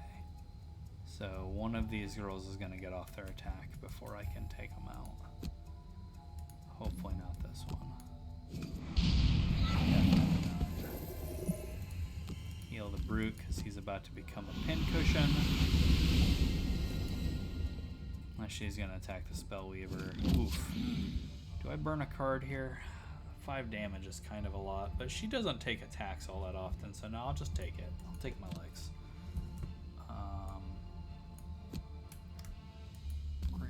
Here, and in this case doing the default attack is better because the Mind's Weakness makes my default attack again an attack 4, which is very strong. Biko's good. I actually want Into the Night back, so because I'm gonna loot on my next turn, So I'm going to confirm target. I'm going to get back into the night so I can loot. And then now, via Condios You open route. the door to a large crypt littered with coffins. At the back stands your quarry. He fits the description, but there is something previously unnoticed in his eyes. Yeah, he's spooky. Who are you to think you can interrupt the... So this guy, as the boss, he can't be immobilized, stunned, or cursed. And he has 30 HP, which is pretty obnoxious. Now these guys are going to attack at range, which sort of ruins my retaliate plan, because the retaliate is range 1, so they're going to attack from outside of it. And this guy's just going to open a door. So effective threat range 5, effective threat range 6. 1, 2, 3, 4, 5, 6. Thank God she can hit him right from there. 1, 2, 3, 4, 5. If I move it further into the room, I'm taking 2 attacks.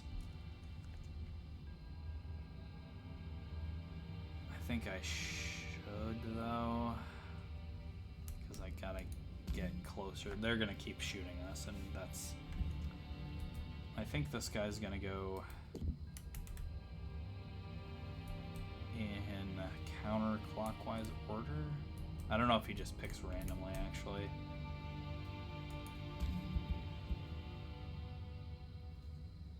Oh, we have 3 curses too. I didn't even realize that. So curses are additional null / in this case -2 modifier cards in our attack deck, but once you draw them, they go away for this, and they're just for the scenario. So we have 3 of those on our attack deck, so we have to be careful about banking on big lucky attacks, because we're more likely to draw garbage. All right, I'm gonna put up the retaliate shield, even though it's not gonna do anything for me. You said it, buddy. It's fine. And then she's gonna move and attack us. Oh, she's not gonna have range. Okay, because of the altar. Okay, he did go to the door I thought he was gonna go to. And then we got some zombies coming. These guys hit kind of hard. They can muddle and poison. They tend to be pretty slow. This guy, we have to remember, cannot be stunned.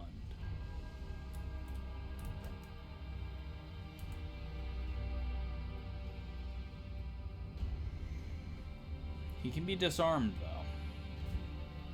Not that we have one of those ready right now, but that's something to keep in mind. He can take away his attack.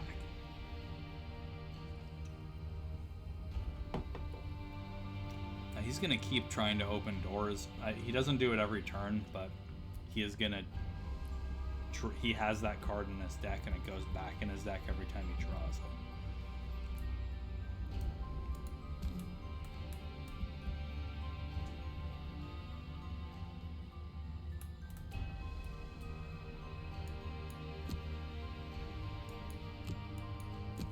We're going to try and go slow so that we get into the room after those guys have acted.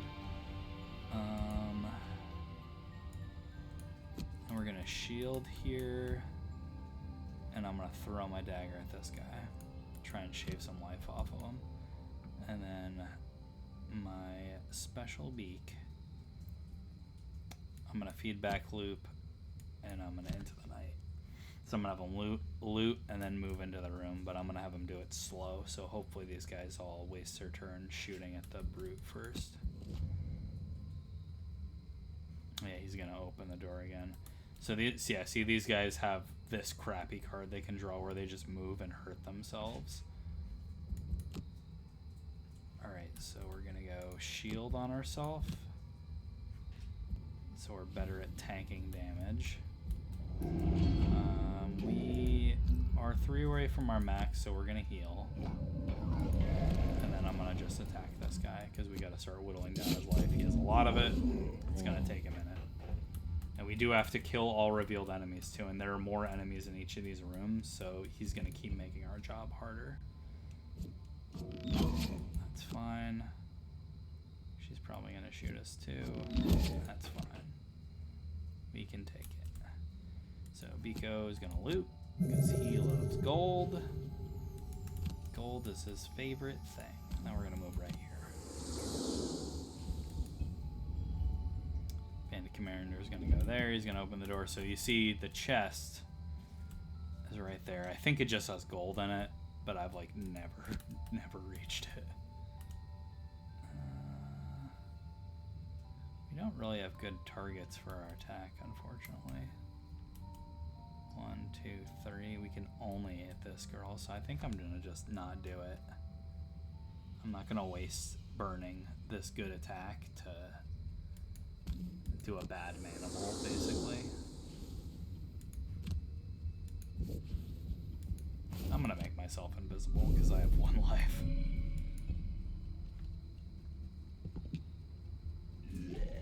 Yep, he's gonna hurt himself. Scary stuff. Yeah, they're gonna move and slowly decay. But they do have quite a bit of life, and there's a lot of them, so they're gonna be a pain in the neck here. And we gotta be careful that they don't. They can immobilize and muddle too. Muddle gives you disadvantage on your attack, which is pretty annoying. This is an obstacle. We could trample through them 1, 2, 3, 4 and end up here and hit all 3 of them. I don't know how likely that is to kill any of them, but trample is a bottom too, which is nice. So we can do leap and cleave, which is quite bad, and then trample. Let's see if we get it off. I'm not sure that we will, but and then we will just go really slow there. And Biko, what are you gonna do? You could probably kill her in 1 shot. Just a smooth attack 5.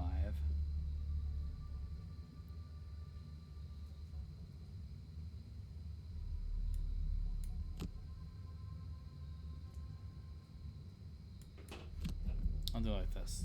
See if maybe I can draw an attack onto him first and then have him heal it. Okay.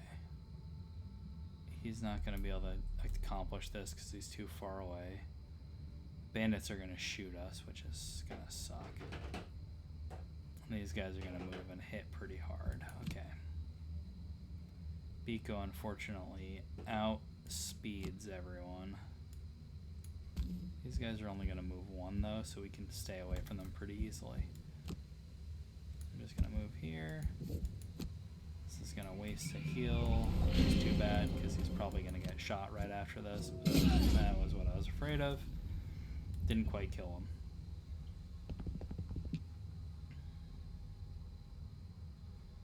One, 2, 3, 4. Okay, I know what we'll do. So we're going to do this. We're going to go 1, 2, 3, 4. Attack all 3 of those guys. We don't kill any of them, but that's fine. Because now we can come to Biko's rescue. See, that was a null or a curse we just drew there. I think it was a null because I didn't see a lightning bolt. And instead of it doing nothing, it still did what we wanted it to do and knocked out that archer so Biko doesn't get shot twice.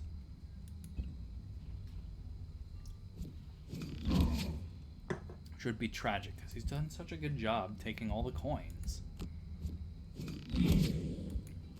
Okay, that's not that bad. None of these guys are going to get to attack because they're all clumped up on each other. So then she is going to go here, and I can go 1, 2, 3, 4, and hopefully kill these 2 guys and hit this guy.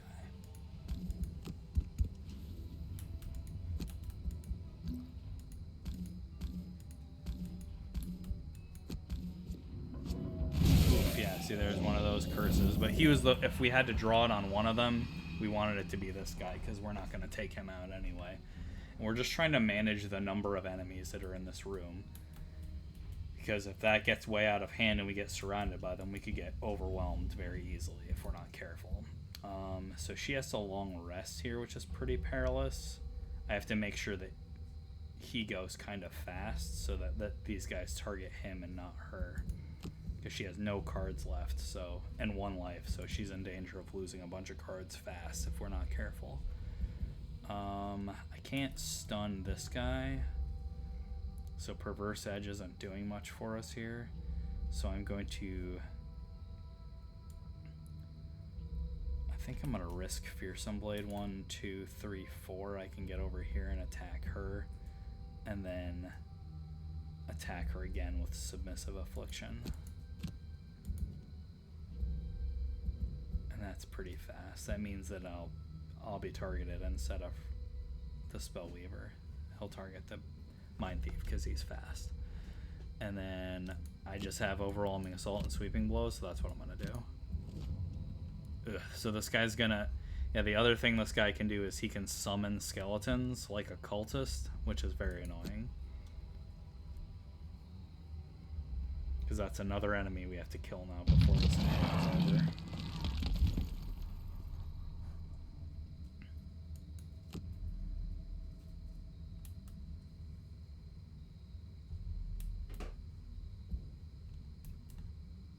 Yeah, we're gonna go over here and try and finish off this girl. Alright, that's not bad. We're probably not gonna kill her now, unfortunately, but we might get lucky. Okay, yeah, we got medium luck. Took her out. Okay, so now there's these guys who are just going to move and hurt themselves. We've been getting very lucky with the living corpses, have been drawing like crap. This guy is going to... Oof, that's not good. He is going to attack the Spellweaver. That's quite bad. Okay, well, nothing we can do about it now. We're locked in. And I can't... Oh, I can push him, actually. I can 1-2 push him through this guy. So let's attack this guy. Do almost nothing to him. We've been drawing very bad against him. And then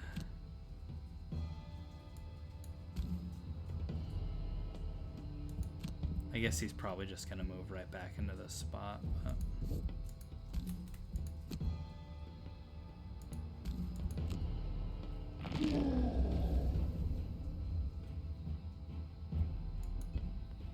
yeah, he's just gonna... Oh, his turn's already gone. He's already...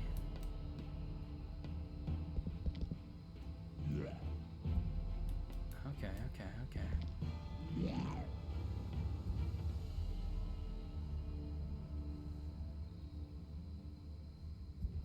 Oh, because this guy summoned him this turn. He didn't get a turn. Okay, that's good.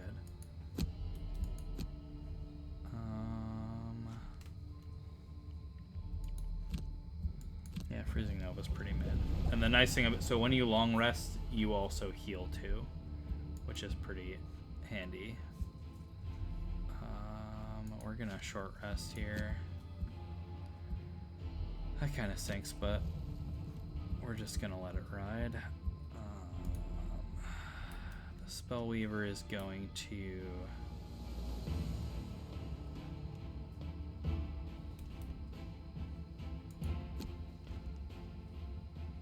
I'm just gonna Flame Strike this guy, I think.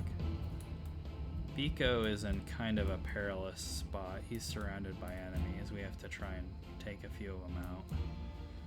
I'm gonna try and attack this guy. I guess I can stun the big one.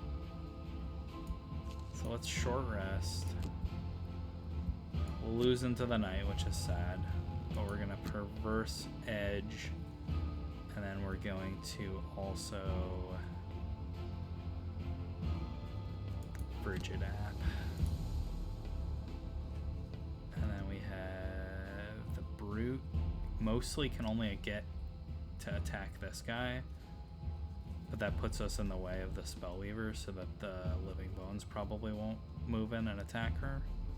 Hopefully. He could maybe move around us, which is a problem, but again, we don't really have a way to stop him from doing that. So let's... We can disarm this guy, but he might not even attack.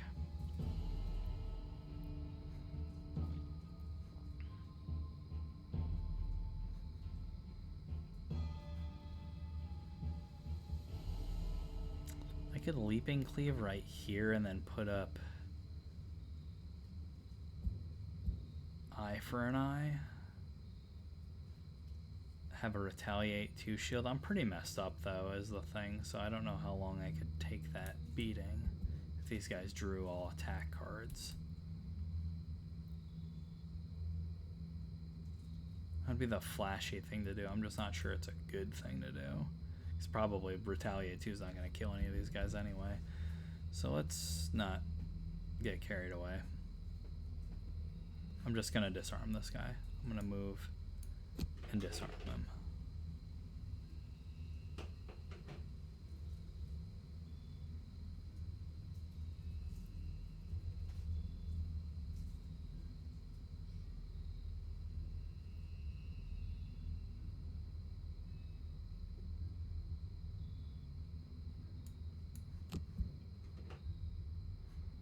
That's a pretty... Yeah, so he's going to open another door. The living corpses are going to attack this turn. They finally drew a real card. This guy is not going to move, though, so his attack's going to be wasted. Which is lucky for us. I'm actually going to heal the brute. He's more likely to need it. Because his job is to get hit. And then we're going to pop this guy. We're getting him there. So... Let's do this first. Let's attack 5, see where that gets us. Alright, so we might actually be able to kill this guy. At the very least, we don't want him to attack. Okay, so we don't kill him, but he's stunned, so he can't attack us at least.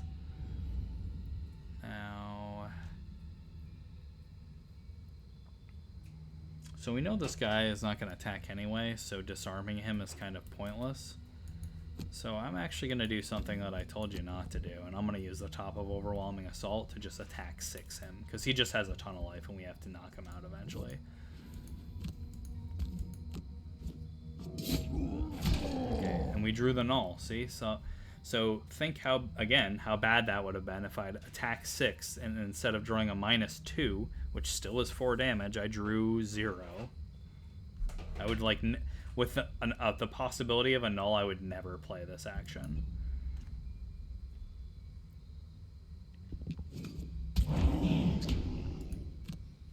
That's not that bad. One guy attacks us, and this guy's going to open this door. We got 2 more zombies to worry about. But they're not going to do anything this turn. Okay. So this guy has about half of his life left, and we have a bunch of enemies left. Our priority really should be killing this guy, but we also, I think it's better to just, you have to kind of, you want to focus this guy down, but you really need to keep the crowd under control. Alright, gets ugly pretty fast. I think I want to move here and attack these 2, but I can't get there easily. The fastest card I have to move 3 is unfortunately Leaping Cleave, which is the attack that I'd be looking for. So instead I'm going to Shield Bash into Warding Strength, and I'm going to pop this guy. And just sort of push him off into Cow Country. I think the time for Fire Orbs has finally come, so I'm going to Ether into Fire Orbs, but I'm going to wait for everyone to move in. Then Beaks is going to Empathetic Assault to heal himself. And I'll just Parasitic Influence here just to use the top as an attack 4.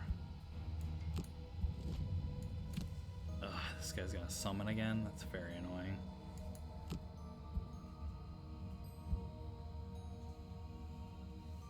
Let's just... I'm actually going to hit this guy.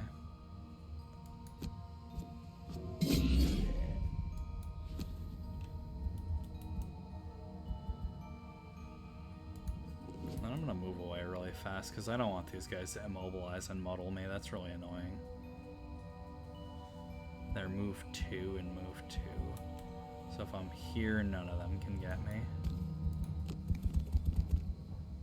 And I can heal and loot. Do Nico's favorite thing, get them coins.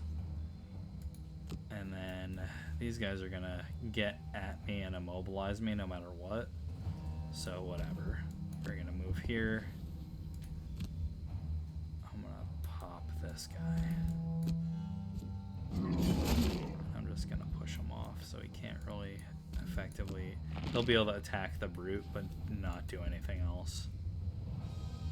And this jerk's gonna summon another guy, which I hate.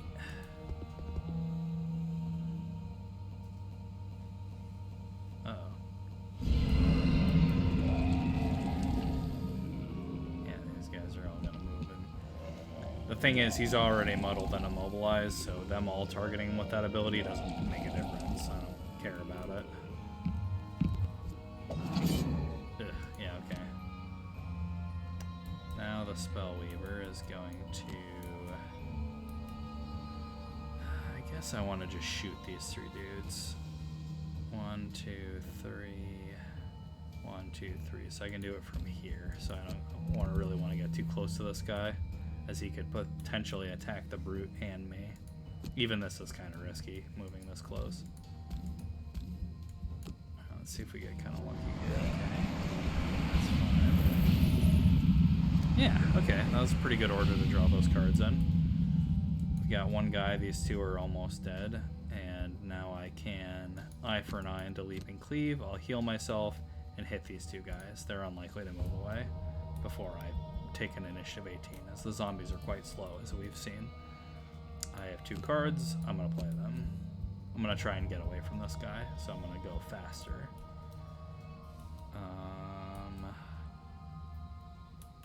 I could... Scurry is my only attack, and then the rest of my attacks are bottom, or are top and not bottom, so I can't attack twice here. I can make this guy attack this guy, though. So I'm going to do that, so I can move an attack and use Submissive Affliction to have these guys friendly fire each other. They use their modifier deck when they do it, too, so... Oh, this is terrible. This guy keeps summoning.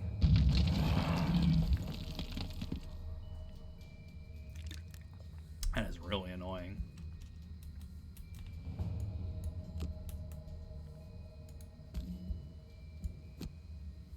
We do have disadvantage, so we're going to attack these guys that are already basically dead, so we can't fail. Ooh, we really want to grab and go here. There's 4 loot tokens around us. We're going to have to do that next turn.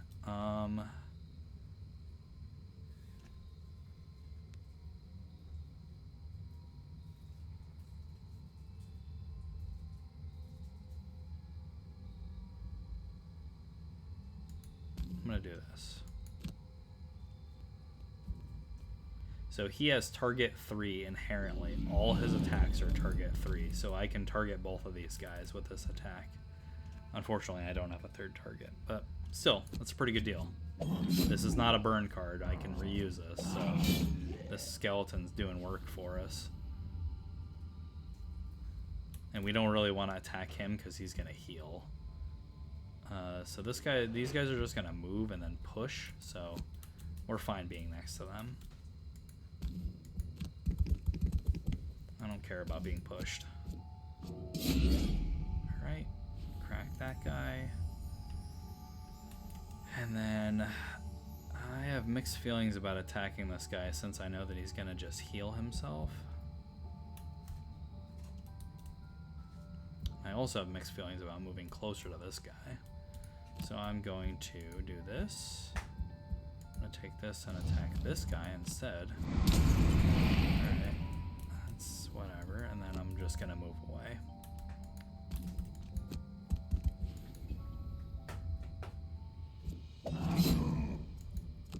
Ouch. This guy's going to attack Pico, but he's not going to do anything. This guy's not going to be able to attack anyone. Whoa, what? Attack 6, push 1. Ooh, I misread that card. Ooh, that's very bad. Okay. Well, that's okay. We're just going to burn Feedback Loop to not take all of our life as damage. He at least gets hurt. And then the other guy's just going to get hurt. Okay, lesson learned. Sweeping blow, grab and go.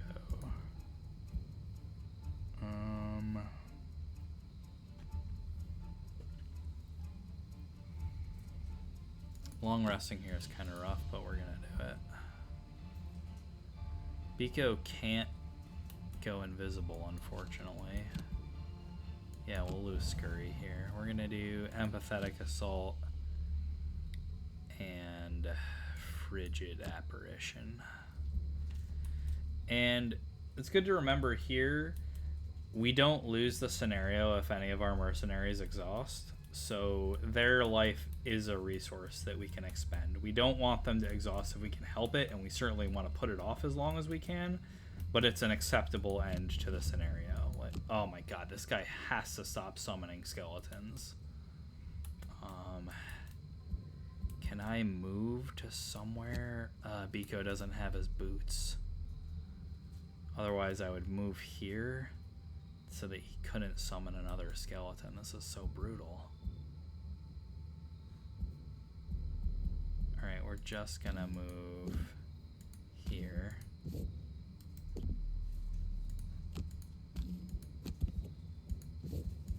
Heal.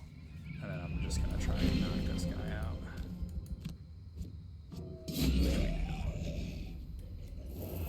And this guy's gonna try to poison everyone, but he's too far away. This guy's gonna summon a 4th skeleton. Which I am not a huge fan of. A gang of skeletons.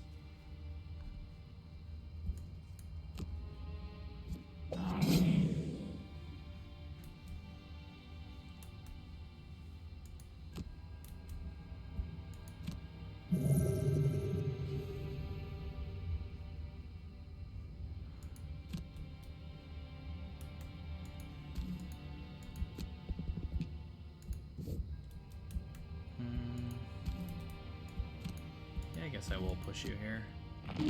I could actually sweeping blow these guys. It just would do nothing because it's attack 2 and they all have shield 1.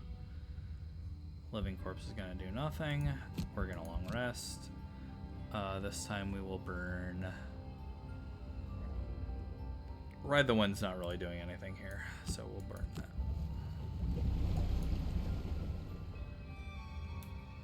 I wish I had time for the Brute to long rest so I could get his kite shield back, but we just don't have time for that.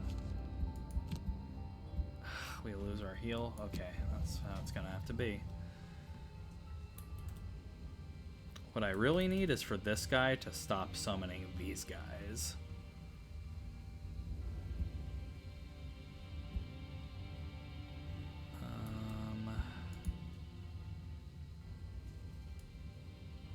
Biko is next to an enemy, so we're going to Perverse Edge, we're going to stun this guy, and then I'm going to Parasitic Influence attack for this guy.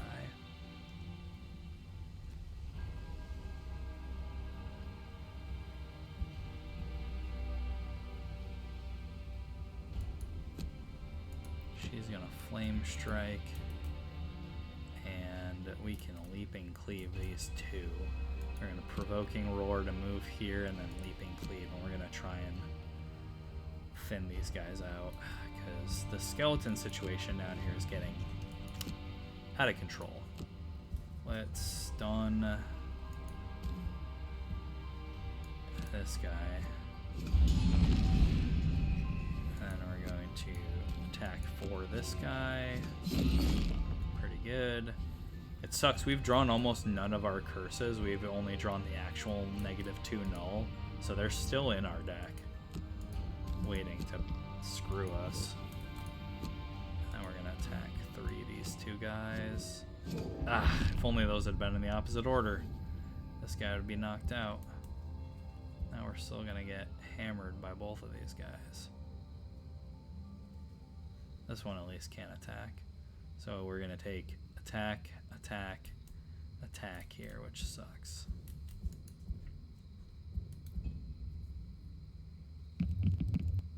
It's gonna just stab us in the back, no big deal.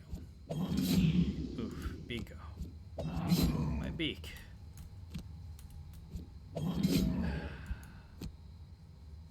we're gonna burn grab and go here.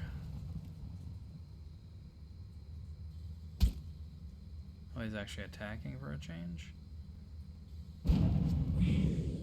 Attack 2, range 3, target 2. Ugh.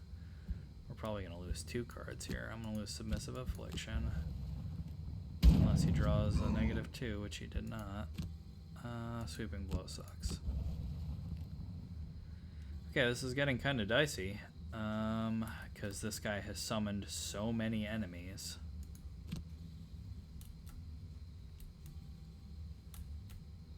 We're going to go over here and we're going to try and knock out this one.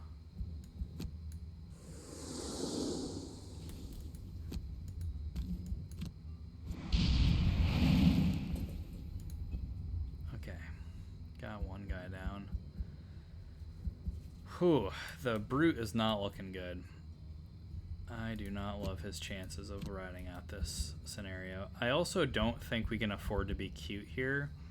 I think I have to Reviving Ether now. I don't think we're going to live long enough otherwise. So I'm going to short rest, and I'm going to hope we draw Flame Strike, but if we draw Reviving Ether, I'm just going to hurt myself. Which we do. So we're going to redraw. Okay, we're fine. We're going to Mana Bolt to heal ourselves. We're going to get our cards back. Beak is running out of cards to shoot. Yeah, this is tough. This scenario has broken pretty bad for us. Like, these guys all being summoned has really messed up the calculus. Like, we're fighting almost twice the number of enemies we should normally in the scenario, and that's proving to be pretty challenging. Alright, so that's not the card that I wanted to burn, but here we are. So we're going to do the same thing this turn that we did last turn. We're going to stun this guy and attack this guy. I'm going to Frigid Apparition, though, to stun both of them in case we get really unlucky with the draw. Oh my god, this guy's going to summon again. I'm actually going to heal Beaks here. And then we're going to Reviving Ether. Get our cards back. Beak is going to stun this dude. Hurt him a little bit. And then we're gonna stun this guy too. And we drew that negative curse card there, so we still haven't killed this guy. And that's a problem too, because these guys can heal, as we've seen. And this guy's gonna summon another skeleton. He's done that almost every turn.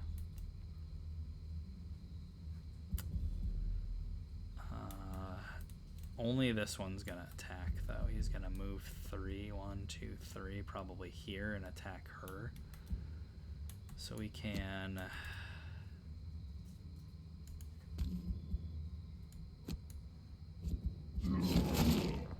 Okay, that's pretty good.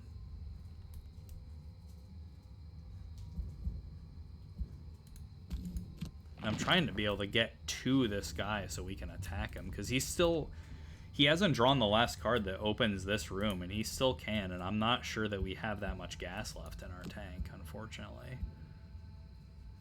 I wish I could have moved here. I'm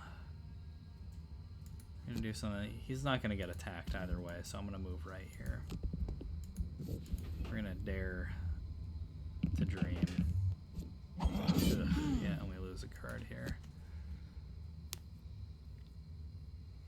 We're going to lose Ride the Wind. And we're definitely going to Firebolt next turn. We have to. So he has to short rest. There's no possible way we're doing anything else. Shield Bash probably wasn't going to protect us. So we're in a place here where, like, it's very likely that Brute is going to exhaust on this turn. So we're going to Provoking Roar. And then we're going to Leaping Cleave. And we're going to try to attack these two guys. And then assume that we're just going to get downed. The Spellweaver is going to do this. And we're going to Fire Orb. orb. So we're gonna try and hit this guy, maybe these 3 guys, but probably this guy, this guy, this guy. And then Biko is also running out of cards. Oof. We might not pull this out. So we're gonna short rest. Ugh, immediately get punished for it. And then we're going to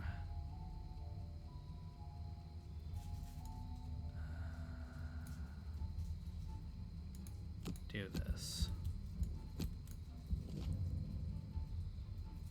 Yeah, we're probably gonna lose because this guy's gonna slip out here and he's gonna open this last door, and I just don't think we have enough turns left to defeat the enemies in those rooms.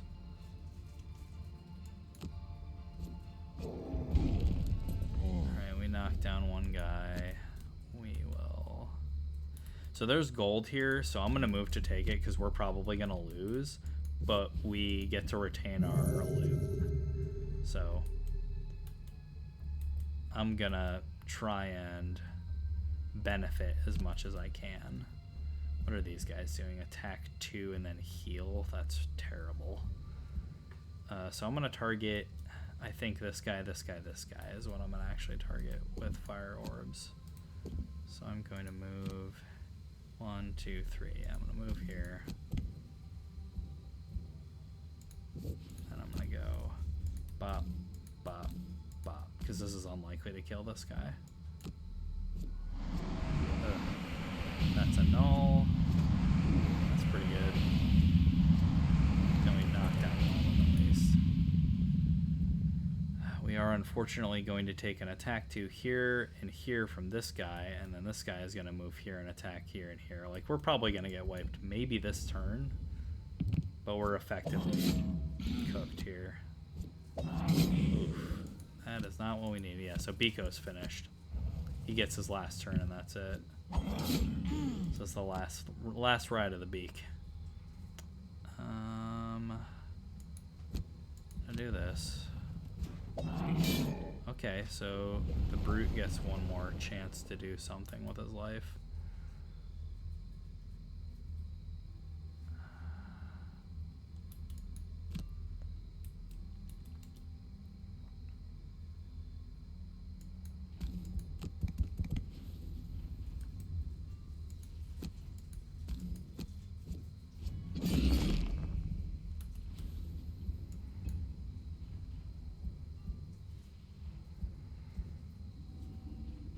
Yeah, so he's gonna open this door. I think there's 2 more guys in that room. Oh my god, there's 3 more guys. Yeah, there's no way. We're absolutely finished. So there goes the Mind Thief. And I mean, this is how, like, you can just lose scenarios to variance this way. Like, we had a pretty solid plan. It felt like things were under control. Like, this guy summoning elite living bones for 4 consecutive turns just really knocked the wheels off the cart for us. So now, knowing that we're gonna lose the scenario, what I'm gonna try to do is maximize the amount of experience that my guys get. So I'm gonna try and take the most actions I can that give me experience, since I know that I can't win. Yeah, good, he's gonna summon another living bones. Sure, knock yourself out, dude. What a jerk. So I'm just gonna attack this guy. And then I'm going to do this and hope I get attacked a bunch and get some experience. Because really, there's nothing else I can do. This guy is going to summon another skeleton. Which is the most offensive thing he can do. And then I'm going to move here and go 1, 2, 3, 4, I think.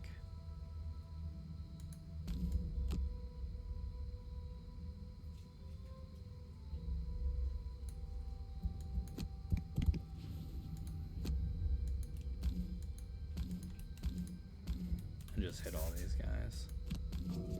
And get the experience for it.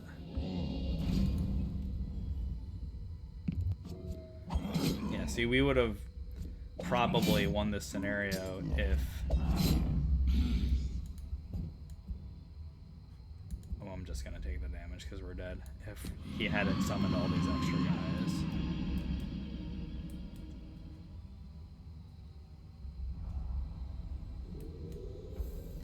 So we had a pretty good strategy.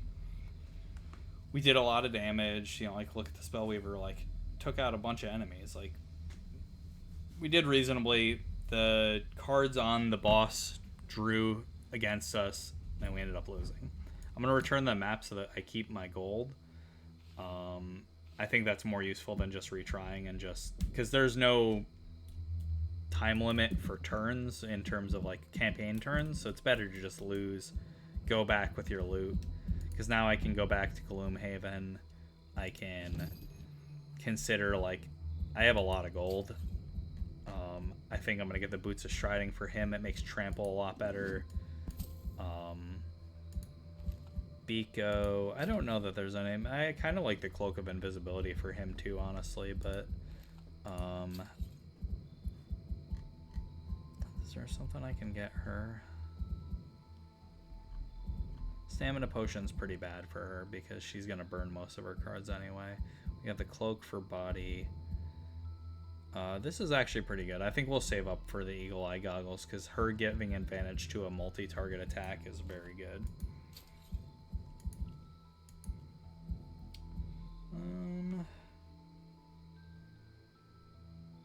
Beak's getting shield 1 for the rest of the round can be pretty good. We'll save for that. Yeah, so I'm gonna call my little tutorial here. I think that's a pretty useful sample of like gameplay. Like we saw things going really well, we saw things going kind of bad, and like how you can make the most of that. The one other thing I wanted to talk about, like when you level up, you get a perk. When you get 3 perk points from battle goals, you also get a perk, and you can get perk points other ways too sometimes. Some of these are better than others, and there is generally an order you want to take them in. I would look for these bottom ones, like ignore negative scenario effects. Like if Biko had this, for instance, that 3 curses into my deck, he wouldn't get those. And I think that she doesn't have that. She has a bunch of weird ones, but like removing 4+0s, that leaves these -1s, so I would probably pull the -1s out for +1s first and then remove the 0s.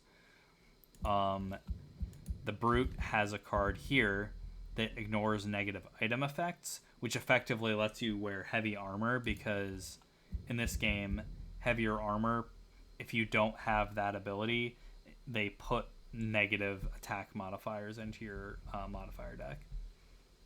Anyway, I'm going to upload this video so you can watch it, and feel free to like, you don't have to watch the whole thing from beginning to end. It's pretty long. But I hope this helps, and yeah, I'll catch you later.